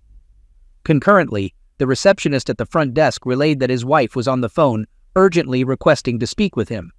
She had received a letter and photos I had sent, informing him not to return home and notifying him of her intent to file for divorce the following day. Later, I was informed by one of the agency employees' husbands that after Adams was escorted out of the building, everyone turned their backs on my soon-to-be ex-wife. She remained on the floor for about 30 minutes, crying inconsolably. Eventually, she gathered herself enough to leave, though no one knew her whereabouts. The next day, Sherry finally called me, sounding distraught. She inquired about the children and whether they knew about the situation. I assured her they were safe at my mother's and wouldn't hear the details from me. She thanked me for my discretion and asked to retrieve some belongings, to which I agreed, offering to leave for a few hours. She requested to stay and talk, but I declined, leading to more tears from her. She pleaded for my understanding, expressing remorse and claiming she never intended to hurt me. I laughed at her apology, questioning how she could claim innocence when she had expressed love and longing for her lover, comparing him favorably to me. I accused her of betraying me with her words to him, saying I had recordings of her confessing these feelings. Despite her denial, I insisted that her words were recorded, and nothing she said could change how I felt about her. She professed her love for me, claiming she had always loved only me, and didn't understand why she said those things to Greg.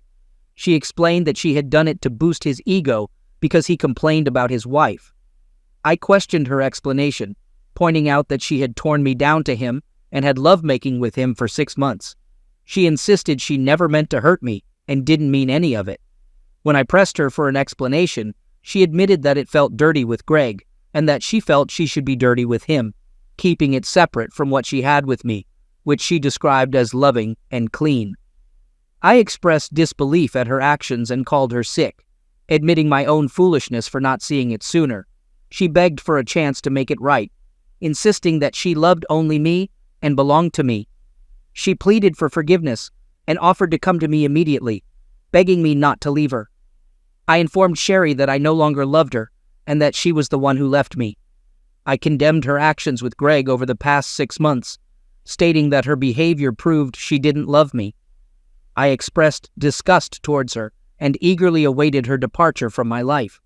I rejected any possibility of reconciliation, expressing my disdain for her after what she had done with Greg. I emphasized that any future interaction would only be for the sake of our children, whom she had also damaged. I explained that while I wanted to spare our children pain, I had no intention of sparing her any consequences for her actions. I wanted her to feel the same pain she had caused me and Greg's wife. When she questioned why I told Greg's wife about their affair, I retorted that what she and Greg did was unfair to me and our children. I justified informing Greg's wife by highlighting the destruction of my family, the betrayal of our marital vows, and the need for Greg's wife to know the truth. Sherry expressed her desire to fight for our marriage, stating that she didn't want a divorce. I responded by saying there was nothing left to fight for and that I would rather die than remain married to her. I accused her of being delusional and out of her mind. She urged me to read the divorce petition she served me with, claiming that if I agreed to joint custody for our children, I could stay in the house and receive half of our assets. However, she threatened to share the videos of her affair if I didn't agree to her terms. When I doubted her willingness to follow through with the threat, she insisted that she could and would do it out of hatred towards me. She pleaded with me to sign the divorce papers, but I remained firm in my decision. In the end, she begged me to sign the papers, but I refused, insisting that she should sign them instead. After hanging up on her, Sherry signed the divorce papers, and the divorce was finalized in 6 months. She now lives with Shelby and Ryan in our former home, while I reside in a nearby condo. Despite the divorce, we remained in the same school district to minimize disruption for the kids, although they still felt the pain of the breakup.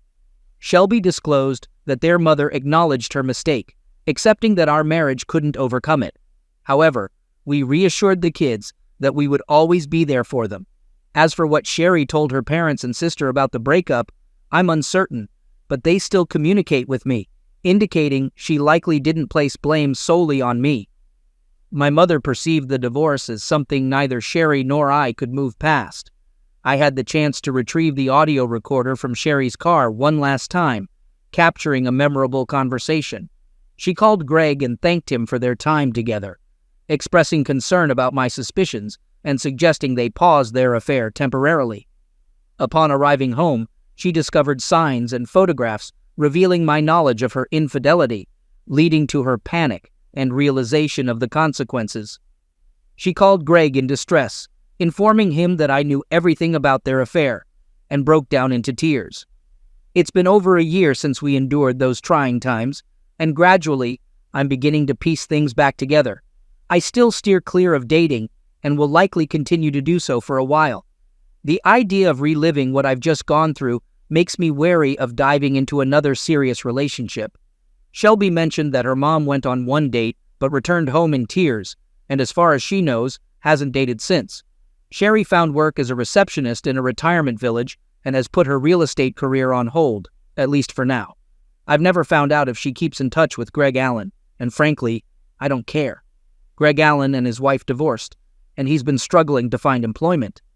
Even though I didn't share the videos of their closeness encounters with anyone, Sherry knew I wasn't sympathetic towards Greg, It seems many businesses are wary of hiring someone with a reputation for seducing married women and causing marriages to dissolve. Although I blurred Sherry's face in the videos, I retained all the audio. I recently heard that Greg's ex-wife is dating a kind police officer, and it appears to be serious. Good for her. Speaking of Greg's former employer, to avoid negative publicity, they offered me a generous settlement to prevent a lawsuit. I accepted. As far as I'm concerned, that chapter is closed for now. My focus is solely on my children and their future. Perhaps one day, my own future will take precedence as well. Story 3. My story starts on the frigid shores of Maine, where my childhood unfolded in the shadow of a crumbling lighthouse. My parents had bought the property on a whim, hoping to turn it into a bed and breakfast, but the dream never materialized. Instead, the lighthouse became a place of solitude, filled with the distant roar of waves and the moaning of wind through cracked glass panes. I often climbed to the top where the lens once turned and watched the sea churn below. It was there, with the Atlantic stretching endlessly before me, that I first learned the power of silence and its weight. In my early teens, tragedy struck when my older brother Thomas drowned in a boating accident. He had always been the adventurous one, the risk-taker. His end of life left a void in our family that no one dared to discuss. My father buried himself in work, and my mother turned to her garden, obsessively tending to rows of roses that withered no matter how much care she gave them. I withdrew into books and projects, teaching myself how to fix old radios and clocks scavenged from local yard sales. Repairing those broken machines became a metaphor for my life, an endless quest to mend what had been shattered. By the time I left for college, I was determined to escape the ghosts of my childhood. I majored in business, not out of passion but practicality, and quickly established myself as a top student. Yet my fascination with fixing things remained.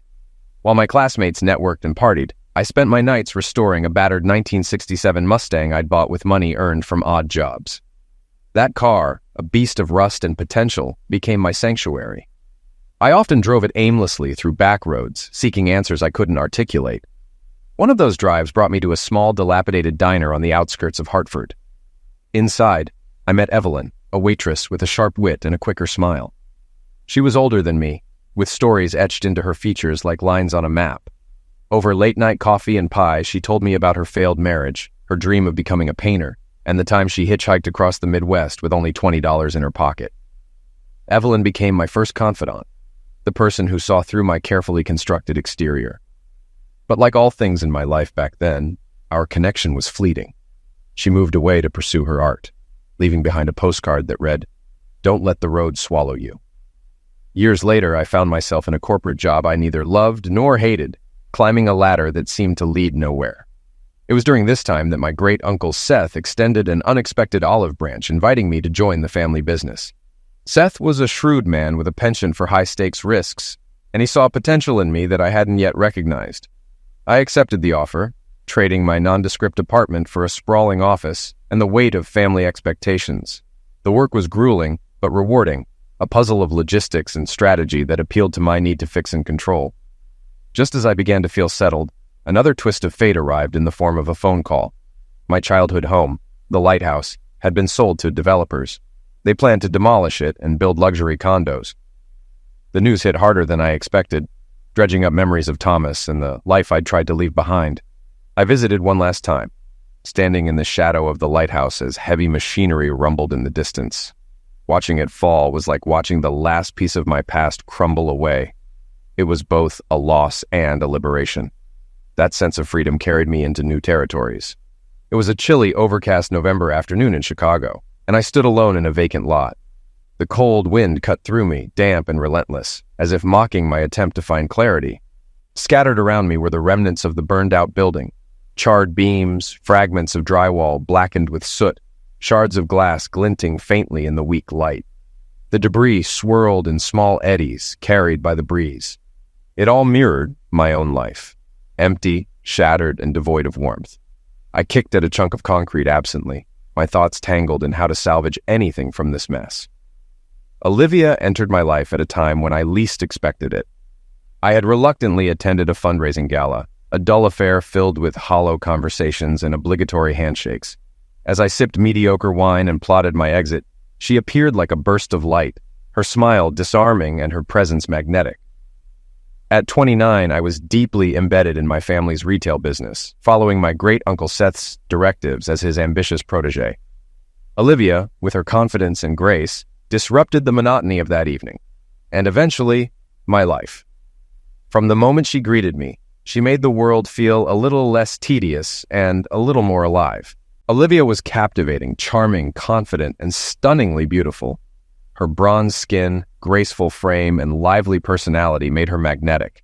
Suddenly, the dull event felt less like a chore. I had always been confident in business and sports, but when it came to social situations, especially with women, I stumbled. I was reserved, inexperienced, and unsure of myself. But Olivia's easygoing demeanor disarmed me. By the end of the night, I mustered the courage to ask her out, and to my surprise, she said yes. Our first date was unforgettable. We discovered common interests and an effortless chemistry that drew us closer. Within weeks, we were inseparable. Olivia wasn't shy about taking the lead in our relationship. She was bold and decisive in ways I admired. One night, she made her feelings crystal clear, pulling me inside her house in a way I'd never forget. From then on, closeness became a natural and joyous part of our lives. Within a year, we were married and building a life together. We bought a beautiful 4-bedroom home in an upscale neighborhood, landscaped the yard, got a dog, and settled into what felt like a perfect life. Marriage was everything I'd hoped for: companionship, emotional support, and a deep connection. Of course, we faced challenges. My demanding work schedule sometimes left Olivia feeling neglected, and I occasionally found her quirks irritating. But the real issue was the time we spent with her family. Her parents were friendly and well-meaning, but had a habit of offering unsolicited advice and gently pressuring us to have kids. They weren't around enough to cause significant friction, but her sister Mindy was a different story. Mindy was a shorter, slightly rounder version of Olivia, mimicking her style and mannerisms. The two were inseparable, always whispering, laughing, and sharing inside jokes. Since Mindy and her husband Bruce lived nearby, they were frequent visitors, a little too frequent for my liking. Mindy's husband Bruce grated on me. He was tall, good-looking, and overly self-assured, but not particularly bright. Bruce ran his family's struggling furniture store in Joliet and spoke about it as though it were a Fortune 500 company. His constant boasting about his supposed business savvy was laughable given his obvious mismanagement. Still, for Olivia's sake, I kept my opinions to myself, nodding politely as Bruce droned on during family gatherings. 2 years into our marriage, Olivia asked me to help Bruce and Mindy financially. She set the stage with a romantic dinner, dressed to impress, and created the perfect atmosphere. I thought she wanted an intimate evening together, but her real agenda emerged over dessert. She explained how worried she was about Bruce and Mindy, then revealed the issue. Bruce's business was struggling and they needed a substantial loan to stay afloat. "How much are we talking about?" I asked, cutting through her carefully rehearsed pitch. She hesitated, caught off guard before admitting, $50,000, maybe $60,000.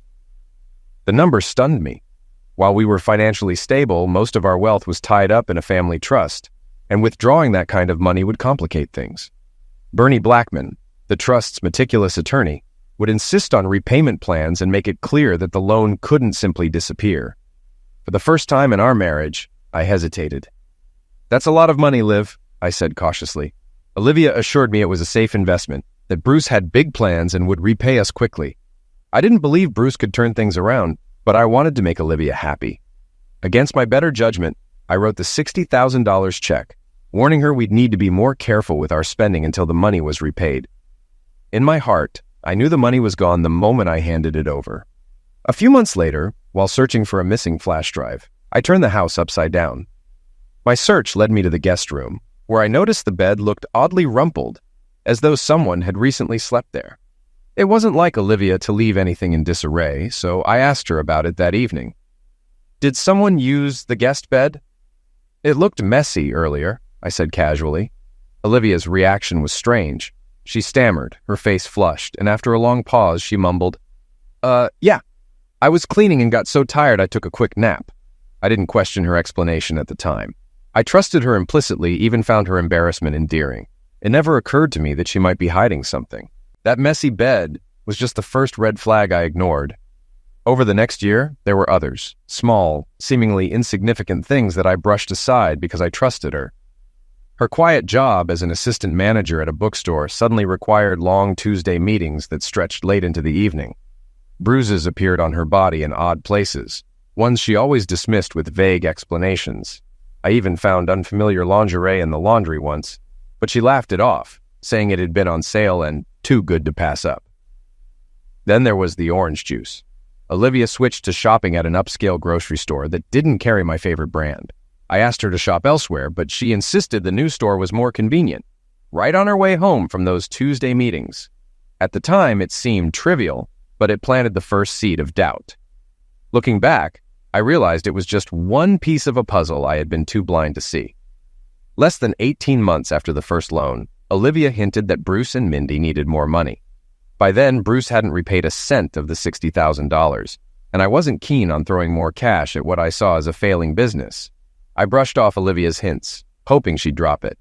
But she persisted, claiming they'd lose their business without upgrades and more inventory. Reluctantly, I agreed to review Bruce's business plan and visit the store, hoping Olivia would see it was a bad idea. I met Bruce on a Monday morning. Enthusiastic as ever, he gave me a tour of the store, introduced the staff, and spoke confidently about his plans to turn things around. We sat in his office for half an hour as I diplomatically shared my concerns. Bruce, I think there are deeper issues here. Without cutting costs and optimizing operations, even upgrades and inventory won't increase revenue significantly, I said. I hesitated before adding, you might even consider selling the business. Bruce was visibly offended. No way. All we need is a facelift. That'll fix everything, he insisted. I avoided outright refusal and explained, I don't have the personal funds for a large loan. I'd need to go through the trust, and there's no guarantee it'll be approved. I'll talk to Bernie and see what's possible. Bruce nodded confidently, thanking me profusely. I left feeling guilty for not being more honest. Driving home, I replayed the meeting in my mind, trying to absolve my guilt. Then I saw something that caught my attention, a small green grocery store with a Salvador's sign. It looked unique, and the name felt familiar, though I couldn't place it at first. Suddenly it clicked. Salvador's was where Olivia had started shopping, the store that didn't carry my orange juice but was supposedly convenient. Yet this store wasn't near her work, our house, or anywhere that made sense for her routine, unless her Tuesday meetings were at Bruce's furniture store. I made a U-turn, drove past Salvador's, and then returned to Bruce's parking lot. Sitting there, I checked online to confirm there was only one Salvador's in Chicago. I spent 20 minutes running through possible explanations. Maybe Olivia had another office nearby, met Mindy for lunch, or attended a fitness class. But no matter how much I tried to rationalize, my mind kept returning to a conclusion I didn't want to accept. Driven by suspicion, I decided to confront Bruce directly. I got out of the car and walked briskly to the front of his furniture store, noticing that it closed early on Tuesdays, noon to be exact. My unease deepened. Inside, I approached a middle-aged employee sipping coffee. "Excuse me, I need to speak with Bruce McCoy. It's urgent," I said. The man barely looked up. "I'm on break," he grumbled. Annoyed, I repeated my request, explaining I needed to discuss financial matters with Bruce. Finally, recognition flickered across his face. "You're the guy who was here earlier, right? Bruce is meeting with a supplier, but you can wait for him in the break room. He shouldn't be long." He led me to a shabby room and handed me a cup of coffee. I paced nervously, rehearsing a plan to confront Bruce, bluffing that I had evidence of his and Olivia's affair. I figured if Bruce was guilty, he'd crack under pressure. If not, I'd make an awkward joke and let it go. As I waited, I glanced around the room, fidgeting with magazines and flipping through TV channels before my curiosity got the better of me. I noticed a beat-up pea-green couch with coffee stains and a torn armrest, clearly past its prime. Something about it felt off. Lifting a cushion, I discovered it was a fold-out bed. I pulled it open and my pulse quickened. The wrinkled sheets bore faint yellowed stains, lipstick marks, and a lingering perfume scent. Beneath the bed, I found scattered items: a pen, loose change, a broken coffee cup, an empty KY gel tube, and a restaurant receipt. The receipt was from a Mexican restaurant Olivia loved. Her signature, elegant and unmistakable, confirmed she had been there. Though it was circumstantial, it snapped everything into focus: the long Tuesday meetings, unexplained bruises, unfamiliar underwear, and the guest bed mess. The evidence painted a clear picture. Olivia and Bruce were having an affair. Suddenly, my plan to pressure Bruce felt foolish. I needed undeniable proof before confronting them. The store's early closing on Tuesdays gave me a lead on their likely rendezvous time. With that knowledge, I could catch them in the act. Furious, I folded the bed and sat on the couch, heart pounding. I felt betrayed in a way I never had before, angry, hurt, and humiliated all at once. Every emotion boiled over, but one stood out, the desire for revenge. I forced myself to think clearly, considering how to turn their weaknesses against them. I fantasized about physically confronting Bruce, but knew it would only land me in jail. Instead, I considered refusing the loan and demanding the repayment of every penny Bruce owed me. I resolved to act decisively, but only after gathering irrefutable evidence of their betrayal. Then I recalled something Bernie had once told me when I was considering taking a loan from a particularly aggressive bank. If you owe money to someone who doesn't care about your well-being, they'll have you in a stranglehold, he'd warned. I wanted to have Bruce in that kind of grip. From the doorway of Bruce's office, I watched him chatting and shaking hands with the supplier. I waved and smiled. He returned the gesture, escorted the supplier out, and then hurried to the break room where I was waiting. "Hey, Mike, did you forget something? Need more details?" he asked in a friendly tone. I shook my head, smiling. "No, Bruce, I just wanted to clarify something. I think I might have given the wrong impression earlier. I hope you know I really respect what you're doing with the store. You're a smart businessman, and I believe you've got a real shot at success here.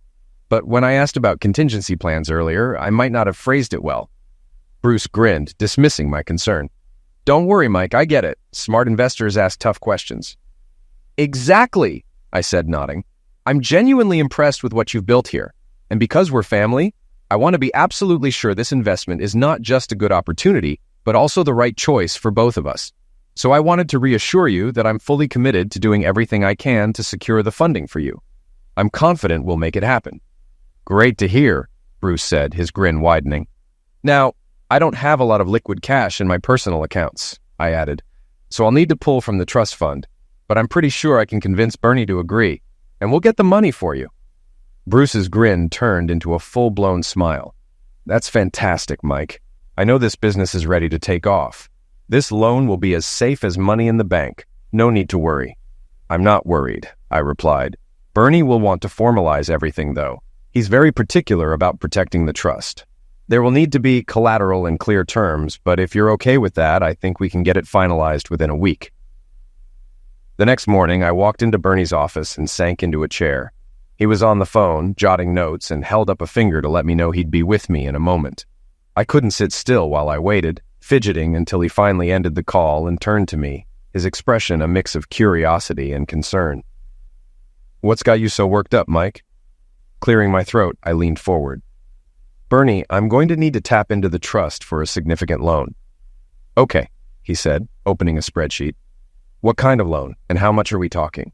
I leaned in further. "Before we get into the details, I need your complete confidentiality on this." "Of course," Bernie began, but I cut him off. "No, listen," I said firmly.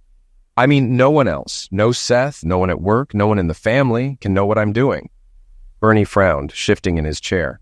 "Mike, if this is something illegal—" "It's nothing illegal," I assured him quickly. "In fact, I want this to be ironclad, legally speaking." He raised an eyebrow, but let me continue. "I need you to draft loan documents that are crystal clear. The loan will be secured by collateral, specifically the business, and I want the penalties for default spelled out in no uncertain terms." Bernie's eyes narrowed. "It almost sounds like you're planning for a default. Are you setting someone up?" I hesitated, but then met his gaze. "Yes, I want to trap Bruce, and it's because of Olivia." Bernie's jaw dropped slightly, and he struggled to respond. After a moment, he took a sip of water and asked, "Are you absolutely sure about this?" "I'm sure," I said firmly. Within a week, Bernie had the paperwork ready. I brought it to Bruce, who invited his lawyer, his cousin Tim Sowers, to review it with us. Tim, a compact man with an intense demeanor, scanned the document. "All right," Tim said. "I went over this last night. It's pretty straightforward as far as business loans go, but there are a couple of points you should note before signing." "Okay," Bruce said, his usual easygoing smile in place. "What's the scoop?" Tim sighed slightly before continuing. "First, the loan is $425,000, payable over 7 years. Payments start immediately, about $6,000 a month." Bruce nodded along as though he understood every word. "However," Tim added, "you're only receiving $365,000. The remaining $60,000 will go back to repay a loan Mike already extended to you." Bruce shrugged, unbothered. "Got it? Makes sense." Tim frowned, but moved on. "Second, this loan is secured by collateral, your business and the land up near Keokuk." Bruce perked up. "That's the duck hunting spot, right?" "Yes," I confirmed. Tim continued. "This is to ensure the trust is protected. If you default, the business and that property could be taken." Bruce nodded again. "I understand." Tim pressed further. "You're aware that penalties start accruing 3 months after a missed payment?" "Yes," Bruce said confidently, glancing at me with a knowing smile, as if we had an unspoken agreement that I'd go easy on him. I returned his smile without saying a word. At home, Olivia was ecstatic. She couldn't stop talking about how Bruce's business was now set up for success thanks to the loan. Somehow I managed to hold back from saying what I really thought, that Bruce himself was the business's biggest liability, and no amount of money could fix that. Over the next few weeks, biting my tongue about Bruce's competence was actually the least of my challenges around Olivia. I needed to gather more information before I could end our marriage the way I wanted, and that would take time. Controlling my emotions was far harder. My feelings swung wildly from sadness to rage to disgust every time I thought about her betrayal. Even sitting through dinner with her without snapping was becoming a test of will. Avoiding closeness was another challenge. When I couldn't avoid it, I forced myself to get through it by summoning a memory I'd buried for years, a memory I never thought I'd use as a coping mechanism. Back when I was 18, my friends and I went to San Diego for spring break. One night, we crossed the border into Tijuana looking for trouble. We drank heavily, watched some disturbing adult shows, and eventually ended up with courtesans. I got paired with a woman in her 30s who looked like life had chewed her up and spit her out. She wasn't attractive, and even through my drunken haze, I hesitated. I tried making excuses to back out, but my friends egged me on, mocking me and questioning my manhood. Feeling trapped, I faked a grin, took a couple more shots for courage, and followed her upstairs to a dingy, cramped room above the bar. The sheets were grimy, the air was thick with unpleasant smells, and I blocked out everything: the room, the noise, even her presence. I treated her like an object, a means to an end, shutting down every shred of humanity in myself to get it over with. Fast forward to the present, and I found myself using the same strategy with Olivia. During Zex, I mentally replaced her with that woman from years ago. I shut off my emotions and went through the motions with cold efficiency. No tenderness, no affection, just a mechanical act. In time, it became disturbingly easy to do. I was rough, detached, and utterly devoid of warmth. Olivia noticed the change. One night she remarked, "I wish we could have gentler, more romantic moments in bed." But strangely, she didn't seem to mind the shift overall. In fact, she hinted that she preferred this version of me in some ways. I couldn't help but think she might have had a lucrative side hustle catering to American tourists in Tijuana in another life. Gathering concrete evidence of her affair proved to be as straightforward as I'd anticipated. Bruce had used some of the loan money to renovate his store, which meant contractors were coming and going all day.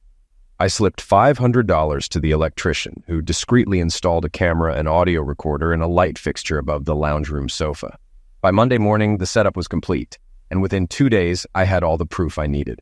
I thought I was prepared for what I'd see. Sitting in my office with a drink and some snacks, I planned to watch the footage with cold detachment, as if it were a crime drama. But nothing could have prepared me for the gut-wrenching reality of seeing my wife with another man. Knowing was one thing. Seeing it was something else entirely. By the end of the video, I was a wreck. Half a bottle of scotch was gone, my desk was trashed, I'd vomited twice, and I'd hurled a paperweight hard enough to dent my office door. The footage was exactly what I expected, but it didn't make it any easier to watch. The recording began on Tuesday morning. Around midday, a woman in a blue dress arrived carrying a large shopping bag. She pulled fresh sheets from the bag and carefully spread them over the sofa bed. I slowed the footage when I realized the woman was Olivia. She took a bottle of wine and 2 glasses from the bag, then neatly folded her dress and placed it back inside. Wearing thigh-high stockings, a revealing bra, and French-cut underwear, she perched on the edge of the sofa with a novel, looking for all the world like an actress in some avant-garde art exhibit. When Bruce finally walked in, Olivia set the book aside, greeted him with a smile, and hugged him. She playfully scolded him for making her wait, to which he smirked and said, "You're just impatient as always." They laughed like they shared some private joke. After a few kisses, Olivia unbuckled his belt and pulled down his pants with practiced ease. What followed was painfully routine.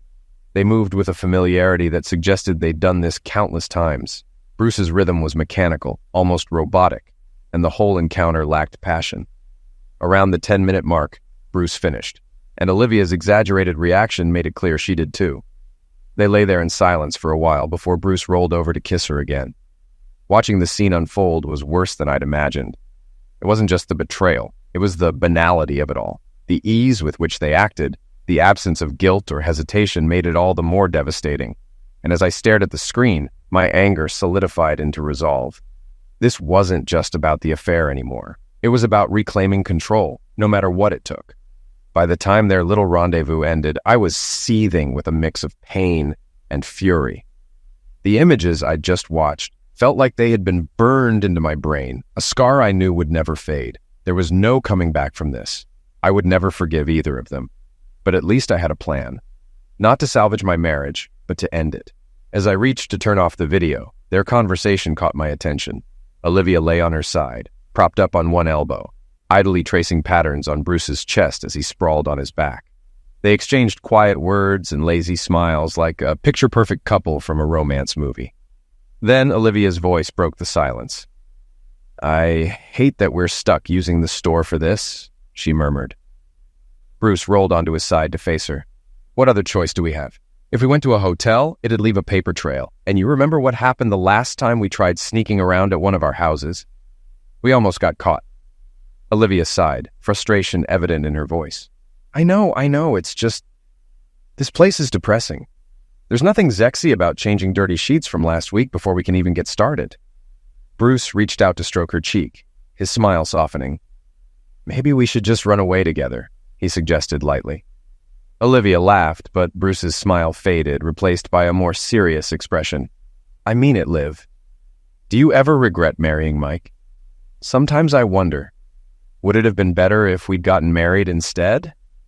Sitting up, Olivia pulled her knees to her chest and hugged them, resting her chin on top as she studied him. "Bruce, we've talked about this so many times. What we have is special, so special. But no, I don't think marrying you would have been better. Of course, we'd be happy together. But I do love Mike, and you love Mindy." She leaned forward, kissed him on the cheek, and traced her fingers across his chest. "You and I are different, Bruce. We're the kind of people who can love more than one person at a time. That's a gift. Not everyone can do it. We know how to keep things balanced, how to make everyone happy. Mike and Mindy, they're not like us. They can't compartmentalize the way we can." Hearing her rationalize her infidelity as some kind of higher virtue pushed me over the edge. Without thinking, I grabbed the paperweight on my desk and hurled it at the door. The loud crash felt like a release, but it didn't change the fact that I loved her. Or maybe I just loved the idea that she had once loved me. The only woman who ever had. It hit me how arrogant and delusional Olivia truly was. In her mind, her betrayal wasn't wrong. She'd twisted it into a moral virtue, convincing herself that it added to the love in the world, that it was her right, no, her duty, to act this way. That night, I stayed on the couch in my office, nursing my anger and exhaustion. By morning, I'd completed the paperwork needed to set my plan in motion. When I finally went home the next evening, Olivia was waiting for me, arms crossed and face stormy. "Where the hell were you last night?" she demanded. "I was worried sick. You didn't call, you didn't text, you just disappeared." I held up a hand, cutting her off. "I was at work. I had a few drinks, got too drunk to drive, and decided to crash there." She blinked, thrown off by my bluntness. "You got drunk at work?" she asked, her voice a mix of anger and disbelief. I nodded and offered her a faint smile. She frowned, her tone sharp. "Well, you could have at least let me know. I almost called the police. What were you thinking drinking like that?" I ignored her question and walked past her into the living room. Without a word, I sank into the sofa, placed my briefcase on my lap, and began opening it. She wasn't far behind, her glare burning into me as I pulled out a stack of folders. "Seriously, Mike?" she demanded, her voice rising. "Are you just going to ignore me? What's going on?" I glanced up briefly. "Just give me a second, Liv. I need to organize some things." I took my time arranging the papers, placing them neatly on the coffee table.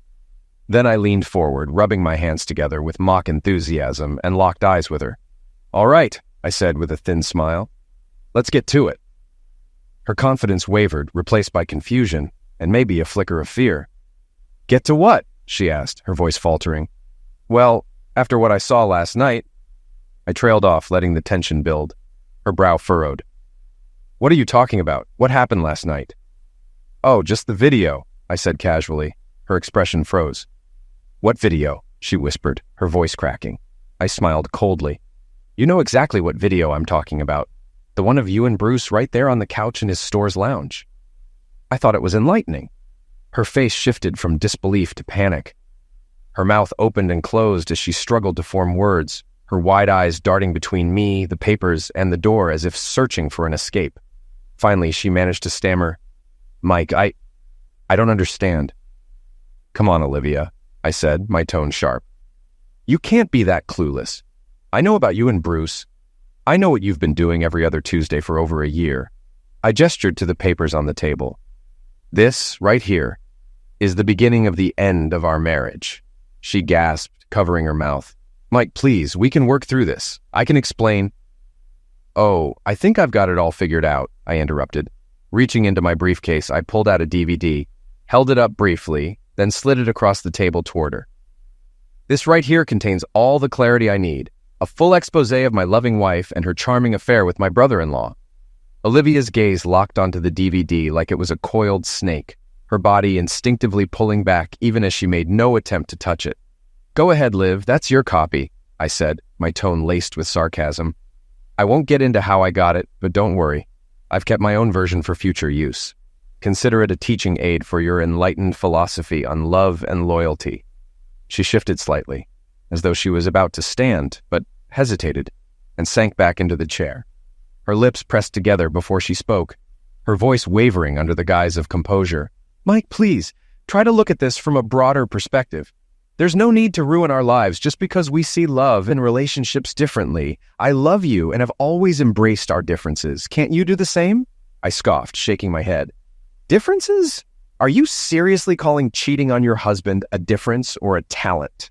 Because, Liv, let me tell you, cheating doesn't require talent. Anyone can do it. It's not exactly an achievement." She paused, looking up at the ceiling as if searching for the right words before returning her gaze to me. "Not talent, ability. That's the right word. I have the ability to love more than one person at a time. I've always had that capacity. And without clinging to outdated ideas about relationships, there's no reason I shouldn't embrace it." I leaned forward, my patience evaporating. "Stop, just stop. You're making me sick with these excuses. You think you've got some magical gift that justifies lying, deceiving, and betraying me? Newsflash, being involved with multiple people isn't some rare skill. It doesn't make you special. It just makes you a cheater." Olivia's expression shifted in an instant. The apologetic mask she had been wearing disappeared, replaced by a steely glare. She straightened her posture, her voice cutting through the tension with sharp defiance. "So, I'm a cheater. Fine," she said, her eyes locked on Mike. "From your perspective, I get how it might look that way. But let me make one thing clear. I never stopped loving you, Mike. I never stopped loving Bruce either." Her tone hardened further, unapologetic. "I didn't betray my emotions or my truth for some antiquated notion of monogamy. You can call me whatever you want, but I don't regret a single thing. Not one." Her breathing quickened, her face flushed with a mix of anger and passion, her eyes daring me to challenge her. I let the silence linger for a moment before responding. "Is this the life you want, Olivia? Some kind of open love, free-for-all hopping between one guy and another? If that's what you want, fine. But let's drop the pretense. You didn't tell me about Bruce because you knew I wouldn't accept it. You knew it was wrong." She turned her head away, refusing to meet my eyes, but I pressed on. "You lied to me, for years. You pretended we were a team, a partnership built on trust, while you snuck around with Bruce. And don't kid yourself. You didn't just lie to me. You lied to everyone who believed in us. You built a life on deception, Olivia. That's the truth." Tears began to streak her face, though her jaw remained clenched in defiance. She shook her head, wordlessly rejecting my accusations, but her silence spoke volumes. I reached for the papers on the table and pushed them toward her. "Read it. Hire a lawyer if you want. It's all there." She finally broke the silence, her voice trembling. "What if I don't want a divorce?" "Then that's too bad, because you're getting one," I said bluntly. A pause. Then with a hint of cruel humor, I added, "But hey, on the bright side, you won't be alone. I'm sure Bruce will be more than happy to keep you company." That night, I packed my things and moved into an apartment near the office. In the days that followed, I returned to my old self, a workaholic with no interest in socializing. The office became both a refuge and a prison. The long hours were grueling, but staying home meant tormenting myself with thoughts of Olivia. I couldn't stop picturing her with Bruce, replaying every detail, wondering if she thought about me or if she was already in his arms again. To escape the mental spiral, I buried myself in work. My usual approach to challenges, prolonged, aggressive strategizing, felt unbearable when applied to our divorce. I couldn't stand the thought of dragging it out. Instead, I offered Olivia a large lump sum in exchange for a fast and painless separation. I made it clear, if she didn't agree, the deal would be off the table. A part of me wanted her to fight back, to beg for another chance, to prove that our marriage mattered to her. I wanted her to show me that she cared about more than just the money, but she didn't. Her objections were weak, her arguments half-hearted. She accepted the offer with little resistance, and just like that, our marriage unraveled. 60 days later, it was over. A couple of months later, just as I'd expected, Bruce started falling behind on his loan payments. He received warnings in a formal letter from Bernie, clearly outlining that we would begin seizing assets if the matter wasn't resolved. Bruce bombarded us with phone calls and emails, pleading for more time, spinning excuses, and making empty promises. I instructed Bernie to hold firm. There would be no leniency. As soon as the law allowed, we would repossess everything we could. The night before the scheduled asset seizure, Bruce begged me for a face-to-face meeting. I agreed, sensing his desperation. He was running out of options and looking for anyone, especially Olivia, to bail him out. I relished the thought of seeing him squirm. We met in my office after hours. The building was nearly deserted, with only my assistant Sherry staying late, ready to handle paperwork if needed. When Bruce arrived, he was visibly nervous, his handshake clammy and his movements hesitant as he entered my office. Behind him, to my surprise, was Olivia. She lingered in the doorway for a moment before stepping inside. My breath caught for a moment when I saw her. She was dressed to eliminate, wearing an outfit I used to love, her makeup flawless, and that familiar, fiery smile playing on her lips. There was no doubt in my mind that she was here to play her role, trying to manipulate me with whatever emotional hold she thought she still had. For a fleeting second, I felt an overwhelming urge to rush to her, to hold her, kiss her, but I crushed the thought. I forced my face into a cold mask, muttered a curt greeting, and kept my distance. Truthfully, I hadn't anticipated her being part of this meeting. I had meticulously planned how it would go, envisioning every move, but her presence was a wild card. For a moment, I considered sending her out, but then I decided she might inadvertently make the encounter more satisfying. Bruce started with his usual charm, plastering on a wide grin and diving into small talk. "Mike, I just want to fix this. I respect you so much, and I hate how things have turned out. I want to make it right." I couldn't believe he actually thought we could bury the hatchet and return to some semblance of friendship. I stared at Bruce, my expression icy, and cut him off mid-sentence. "Bruce, spare me the performance," I said coldly. "Your apology means absolutely nothing to me." He recoiled as though I'd slapped him, his strained smile crumbling. After a tense pause, he nodded, his shoulders slumping. "All right, Mike," he said quietly, his voice subdued. "Let's get straight to business." Bruce looked at me expectantly, waiting for some signal to proceed. I gave him a curt gesture to continue.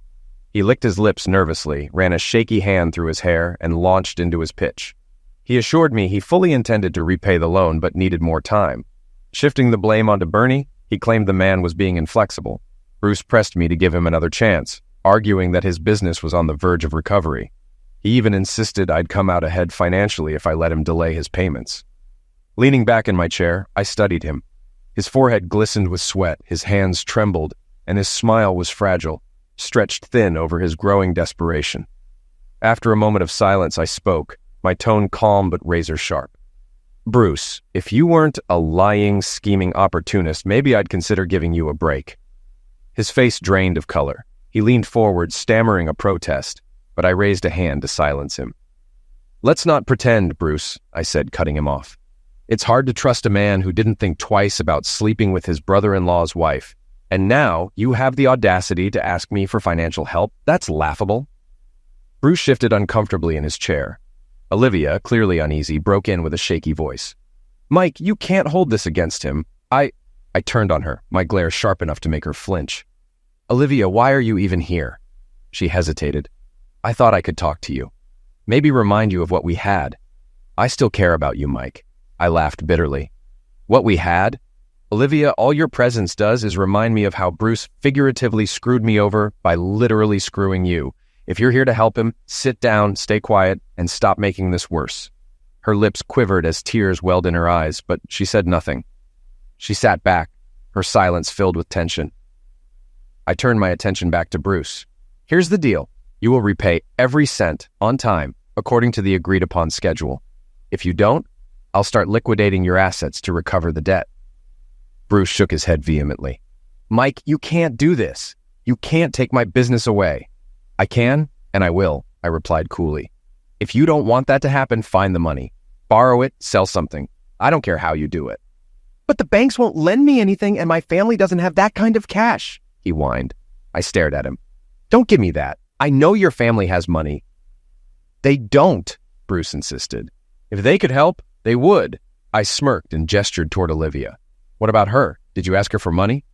Bruce's head whipped toward Olivia, his face full of surprise. Olivia? Do you have money? Her expression turned pale. She fidgeted, clearly caught off guard. Well, yes, I do, but I need it for myself. I laughed again, my tone dripping with mockery.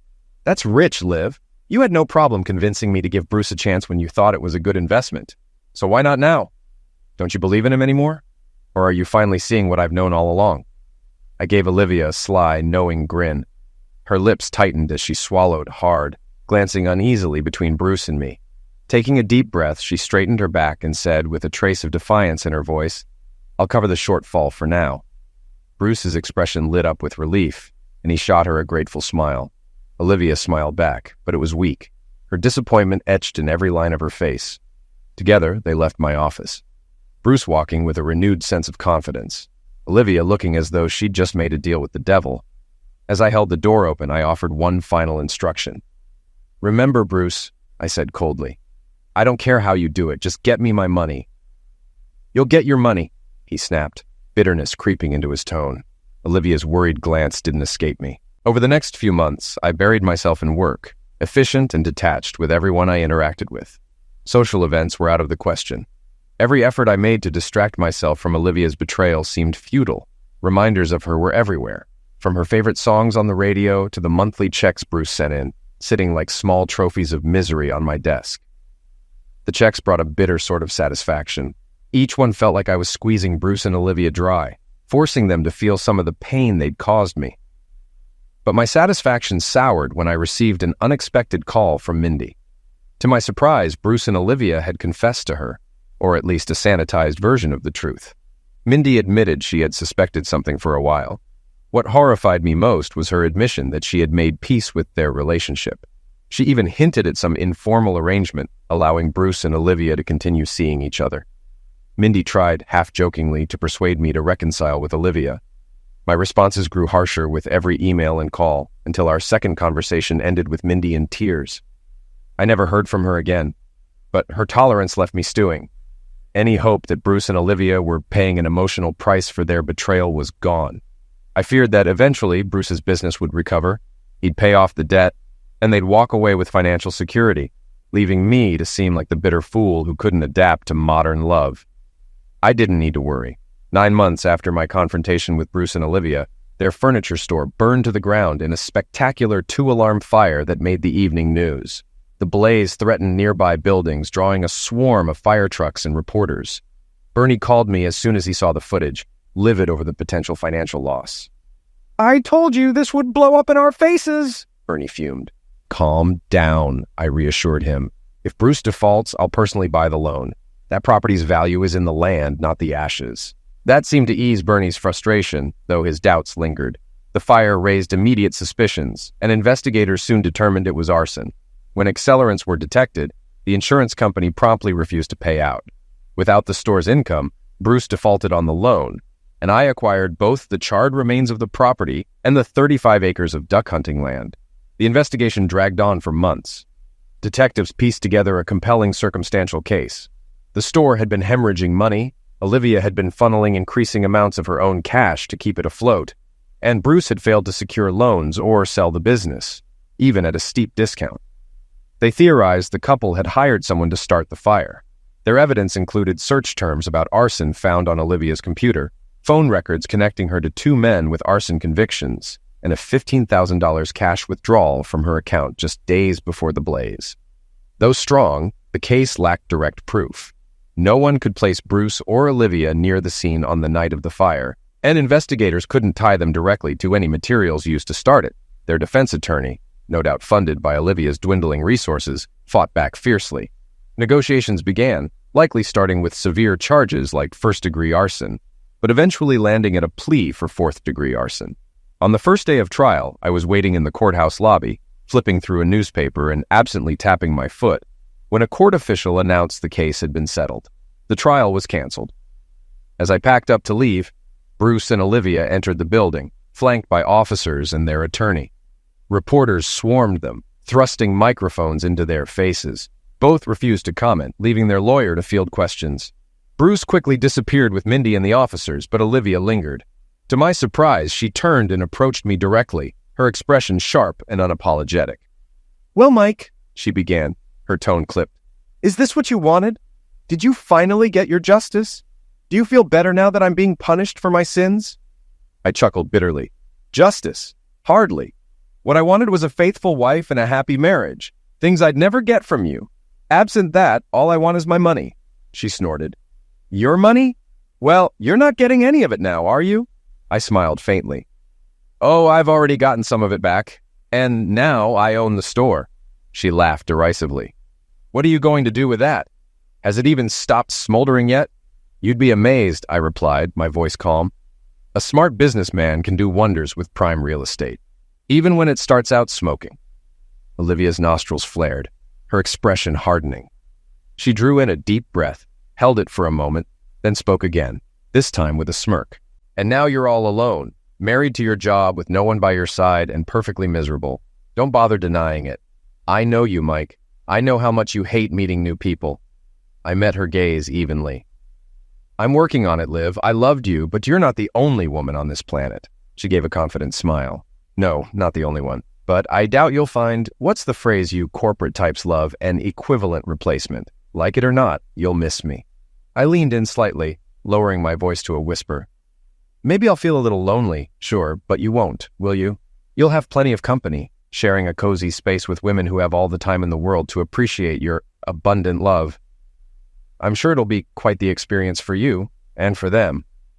My words landed harder than I expected. Olivia flinched, her composure shattering. Her face twisted in contempt, her eyes blazing with fury. She drew in a sharp breath, her chest rising as she let loose in an enraged scream. "You sanctimonious, self-absorbed, emotionally crippled fool!" she shouted as the officer stepped in to escort her away. "You'll be just as miserable as I am. Alone, forever married to your pathetic hollow career." I stood still, watching her rage, feeling an odd mix of regret and detachment. There was no love left in her eyes, only hatred. For a brief moment, a wave of melancholy swept over me, but I pushed it aside, forcing a thin smile. "So much for keeping things dignified," I muttered, half to myself. Olivia wasn't finished. Her tirade continued, her voice echoing down the hallway. "It won't take long before I get out of this mess and move on with my life. And you'll still be alone, wishing you had me back. Years from now, when you're married to some boring, bland secretary, you'll regret everything." The courtroom door closed behind her, cutting off her voice mid-sentence. I turned and walked away, my steps echoing in the quiet hallway. My schedule was clear, no more meetings, no distractions. Feeling an oppressive sense of loneliness creeping in, I decided to visit the burned-out remains of Bruce's furniture store. The air was cold and biting as I stepped onto the lot, the wind tugging at my jacket and stinging my face. The wreckage was a chaotic mess of ash and debris, the scars of the fire stark against the dull November sky. I stood there for a long moment, staring at the ruins, wondering what to do with them. Should I cut my losses and sell the property? It would be the logical choice, safe, familiar, the kind of decision I'd always relied on. But another thought tugged at the back of my mind. I could rebuild, maybe even turn it into a new furniture store, standing as a symbol of recovery and success. I imagined the possibilities. Bold advertising campaigns, flashy billboards, even a grand opening with TV coverage. Hell, I could name the place Olivia's just for the irony, plastering it with clearance sales and blowout deals. The longer I stood there, the more I realized that my decision about this site was bigger than just a business choice. It was about my life. Olivia had been right about one thing. My instinct had always been to retreat, to avoid risks and challenges, to bury myself in work and keep people at a distance. Before her, I was on a slow march toward a lonely but stable existence. Now, surrounded by the wreckage of Bruce's failure, I felt like I was staring at my own crossroads. I could continue playing it safe, avoiding pain and disappointment. Or I could take a risk, rebuild something new, not just for this property, but for myself. As I turned to leave, planning to put the decision off for another day, a sudden break in the clouds sent rays of sunlight spilling onto the lot.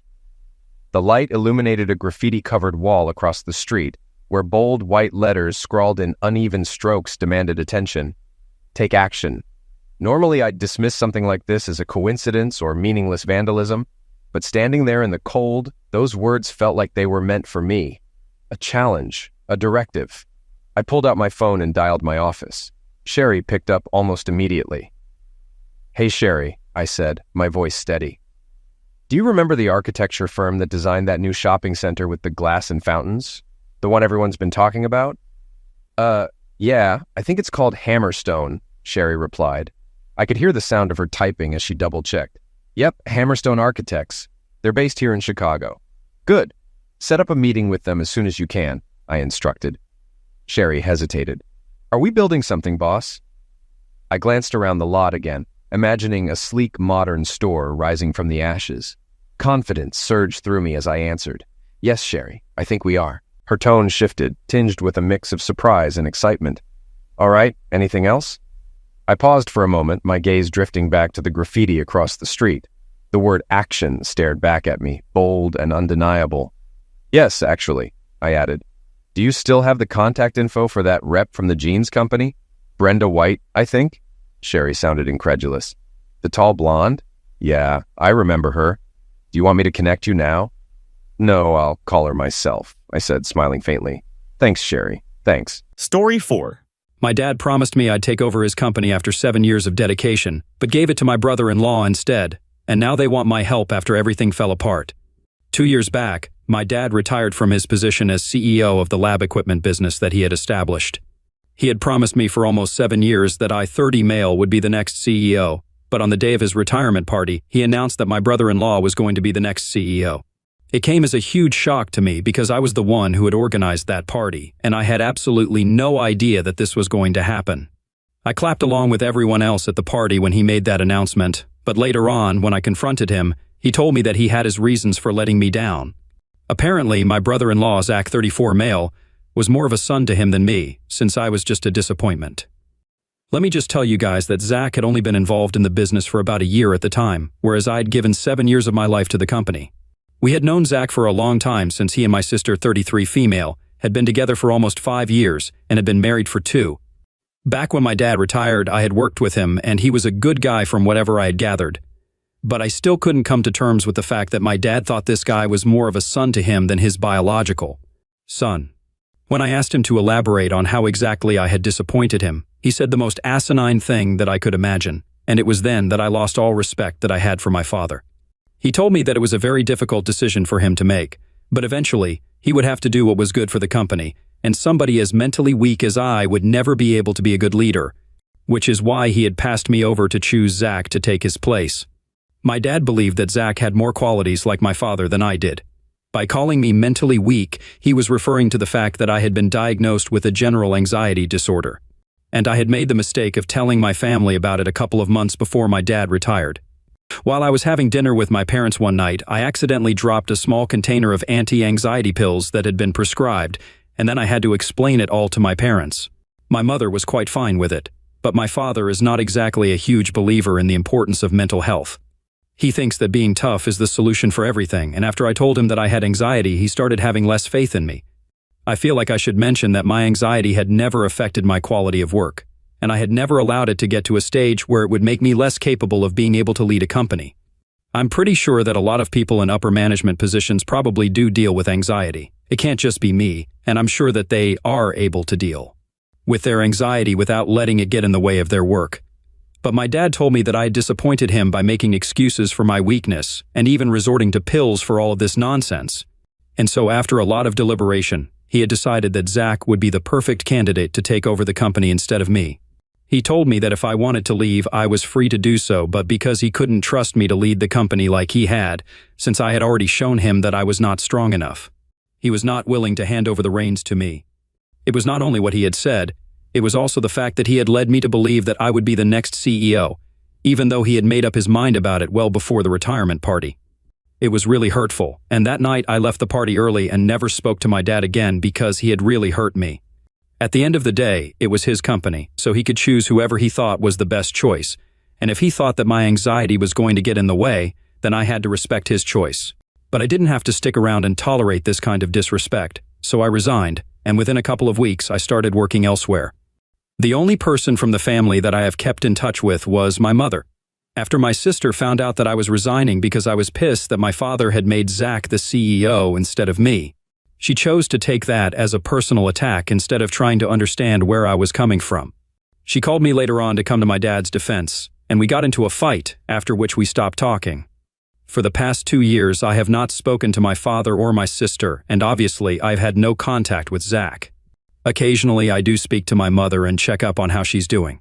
We try to meet at least once a month, and every time we meet, she tries to tell me to make things right with my father, but I'm just not interested. About a week ago, my mother called me, and she was quite frantic. She told me that apparently Zach had been caught up in some fraudulent activities, tax fraud, essentially, and had been arrested, and now even my dad was under investigation because of his previous association with the company. I thought that was very upsetting, but I didn't know what exactly she expected me to do about it. So, she told me that she wanted me to speak to my father, sort things out with him, and testify for him in court if it came down to it, since I had worked with the company earlier.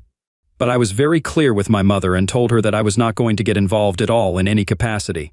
I was pretty sure that if my dad was getting investigated, all the other high-ups involved with the company were going to get investigated at some point. If Zach had committed fraud, then it was quite a serious charge, and I don't want to get into the details of it, but all I know is that the further I stay from this mess, the better off I am. So, I told my mother very clearly that I was not going to stick out my neck for my father, and they were going to have to deal with this on their own because I don't want any trouble. Besides, if my dad even really wanted my help, he should have spoken to me himself. He's the one who needs me. Why should I be the one to contact him first? My mother then started telling me that I was being childish and that instead of still being petty, I needed to talk to my father and clear the air with him because this was not going to be easy for the family. And right now, we needed to stick together. I thought that my mother was being unreasonable, and I told her that my decision was final. I was not going to be reaching out to my father at any cost. She then got mad at me and said that I was selfish and heartless because even when the family was going through so much, all I cared about was what had happened 2 years ago. I think that was a really insensitive thing to say to me because if she had been in my position, she would have felt exactly how betrayed I had, and she also wouldn't have been able to move on from that so quickly. She would not have been able to forgive my father if she had been in my position, getting passed over for a position that you had worked so hard for almost 7 years, for something that was completely out of your control.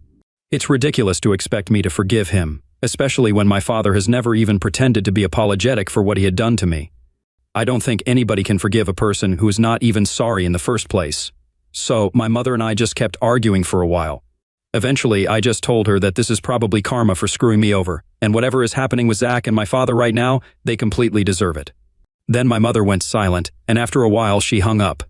I felt bad for saying it, so I was going to call her back a couple of hours later, but then I realized that she had blocked me. And now I feel super guilty about what I said. So, ITA for saying that my dad was probably facing his karma because he had passed me over to be the CEO? Update 1. Hey everybody. It has been 1 week since my mother blocked me, and I haven't been able to get to her so far.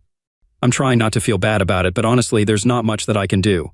She was the only person who was still in touch with me for the past 2 years, and without her I feel really lost and alone. Obviously, I do have my friends to fall back on, and they are all here for me, but she was the only person from my family who was looking out for me, and now I don't even have her. It's quite difficult coming to terms with this, and I really want to reach out to her, but I'm still going to maintain that I have not done anything wrong. I don't think that I said anything out of line because I really do think that this might be karma for kicking me out of the company over something that I had absolutely no control over. Yes, I do have an anxiety disorder, but like I said, it's not crippling. It does not affect my leadership qualities. It does not affect my ability to work as well as everyone else, and it certainly did not make me a disappointment like my father said. Whether people like it or not, words carry meaning, and what he had said to me on the night of his retirement party has stuck with me for the past 2 years.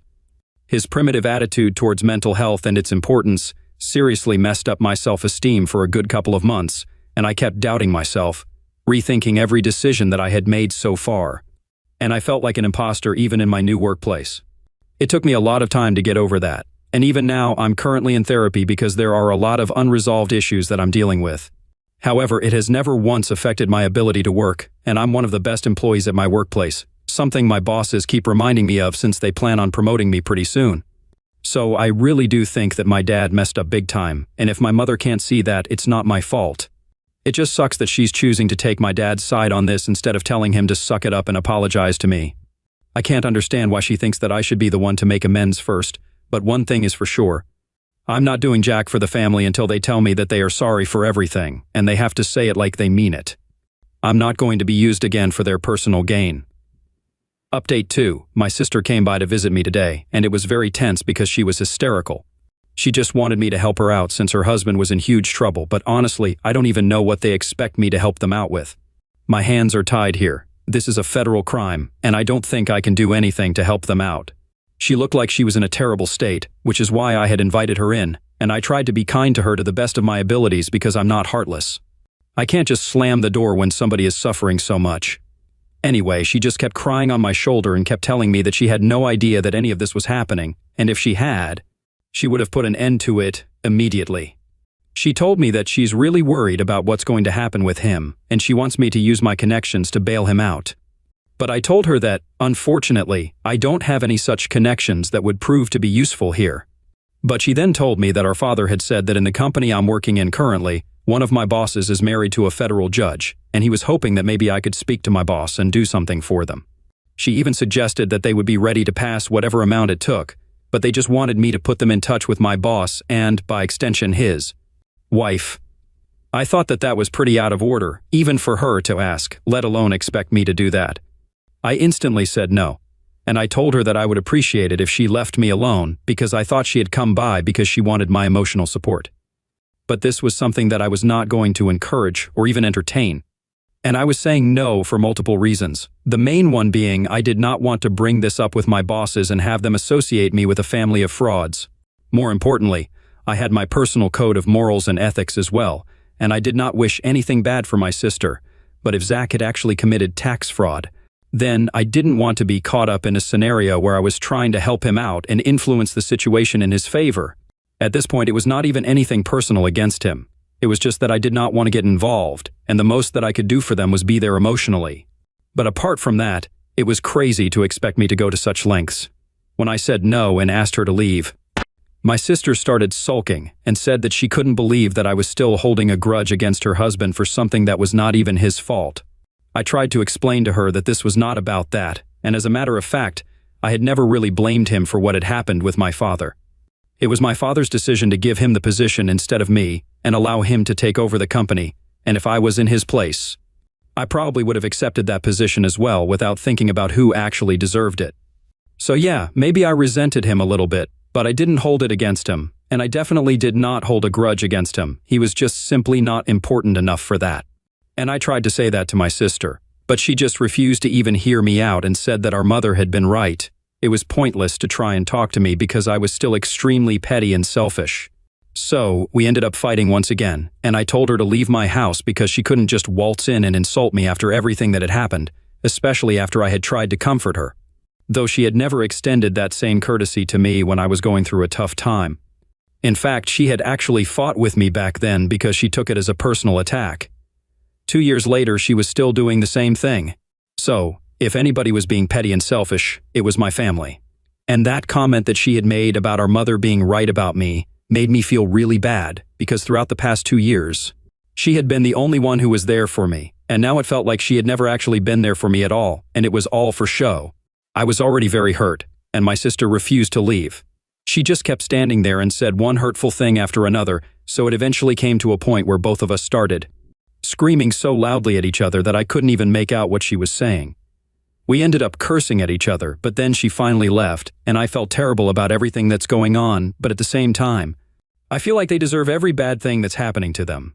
I honestly feel like even keeping in touch with my mother for the past 2 years had been a huge mistake, and I should have just cut my entire family off when I had the chance.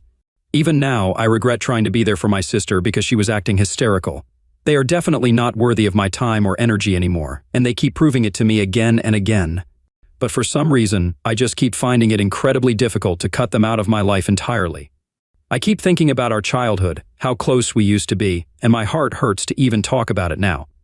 All of this just genuinely sucks. I just wish for it all to be over soon. Update 3. Hey, so it's been 4 days since my sister visited and we got into that fight, and after that, nobody spoke to me for the next 4 days. I almost started thinking that they were going to leave me alone now, but today, my parents finally showed up. And this time, I had made up my mind I was not going to let them in. I had already made the mistake of letting my sister in last time, and then we all know how that ended, so I was not going to repeat my mistake. They were standing outside the door, and I told them to leave because I really didn't think that I had anything to discuss with them, and they couldn't possibly have anything new to say to me that they hadn't already said. So we could just not waste each other's time and let this be. But my dad said that he was not here to ask me for any sort of help. He was actually here to apologize to me because after a really long time, he had realized that he had done the wrong thing. He told me that he had screwed up in the worst possible way, and he knew that nothing that he said at this point was ever going to make it better. But the least he could do was at least try to talk to me and let me know that he was really sorry for all of this. And I have got to tell you guys, that really took me by shock because I really was expecting him to show up and start yelling at me or something. We haven't spoken to each other after the night of his retirement party, and I still remember that he had called me a disappointment, and I don't think I'll ever forget that. That was all that I was thinking about while he was apologizing. And when he was done talking, I told him that I was really thankful that he had come all the way here to apologize to me. But it isn't that easy for me to forgive him. He can't just apologize and expect everything to be fine just like that, especially when we haven't even interacted with each other in the past 2 years, and he has never made an effort to talk to me either. So, I told him that I needed my time and, even then, I wasn't sure if I would ever be able to bring myself to forgive him. It wasn't even the fact that he had screwed me over 2 years back that was bothering me even now, but the fact that it took him 2 years and so much trouble to realize that he had not done the right thing and to finally come and talk to me, and that's what made me feel really sad. Even after that, I was just waiting for him to get mad at me and start yelling, but he just said that he was ready to wait for me to come around, and even if I decided never to speak to him again and did not forgive him, he would be fine with that as well. He said that 2 years back he had made a very stupid decision, and it was not that he hadn't taken my mental health seriously, it was that he had taken it a little too far. He explained to me that his father and all the men in his family had always been really rough and tumble, and he had been raised the same way. He had been raised to believe that what we had to do to get through life was just to fight, and everybody who claimed they had anxiety or depression or whatever, they were just weak, and they were making excuses for themselves and their weakness. And so, when he found out that I was taking anti-anxiety pills, he started thinking that maybe I was not up to the task of leading the company, and he had built this business from scratch, so he couldn't afford to let that go to waste. It was his fear and paranoia that got to him, and he made the worst decision that he could have possibly made, which has led him to this situation. He then told me that after we stopped speaking, he was really mad at me and resented me for a couple of months, but then he started second-guessing himself and started reading more and more about anxiety and how it functions. And a couple of months ago, he started feeling like he might have some symptoms himself as well. He was planning on reaching out to me to try and make things right, but then this fiasco with Zach came into light, and he was not able to do that. After he told me all of this, I felt really weird about the situation, and I still don't know how to feel about any of this. But at the very least, he has apologized to me. I know that after 2 years it's not much, but to me, it means a lot. I don't know if I will be forgiving him anytime soon, and I really don't know if this apology was real or not, but I'm willing to at least think about it and give it a chance for now. I just told him to go back home, and I would contact him if I felt like it, and he respected that and went back. After that, as for my mom, we didn't really get the opportunity to speak much today. She did apologize to me in the beginning for her behavior as well, along with my father. And towards the end of my conversation with my father, she told me that she was ready to wait for me to forgive her. She said that she might have reacted a little too quickly and a little too harshly instead of trying to understand what I was going through. She also said that she had spoken to my sister, and she also wanted to apologize to me on her behalf because she also thinks that she has treated me really badly in the past. But I don't think I'll be counting that as a real apology. My sister is an adult, she's a grown-up, and she can speak for herself if she wants to.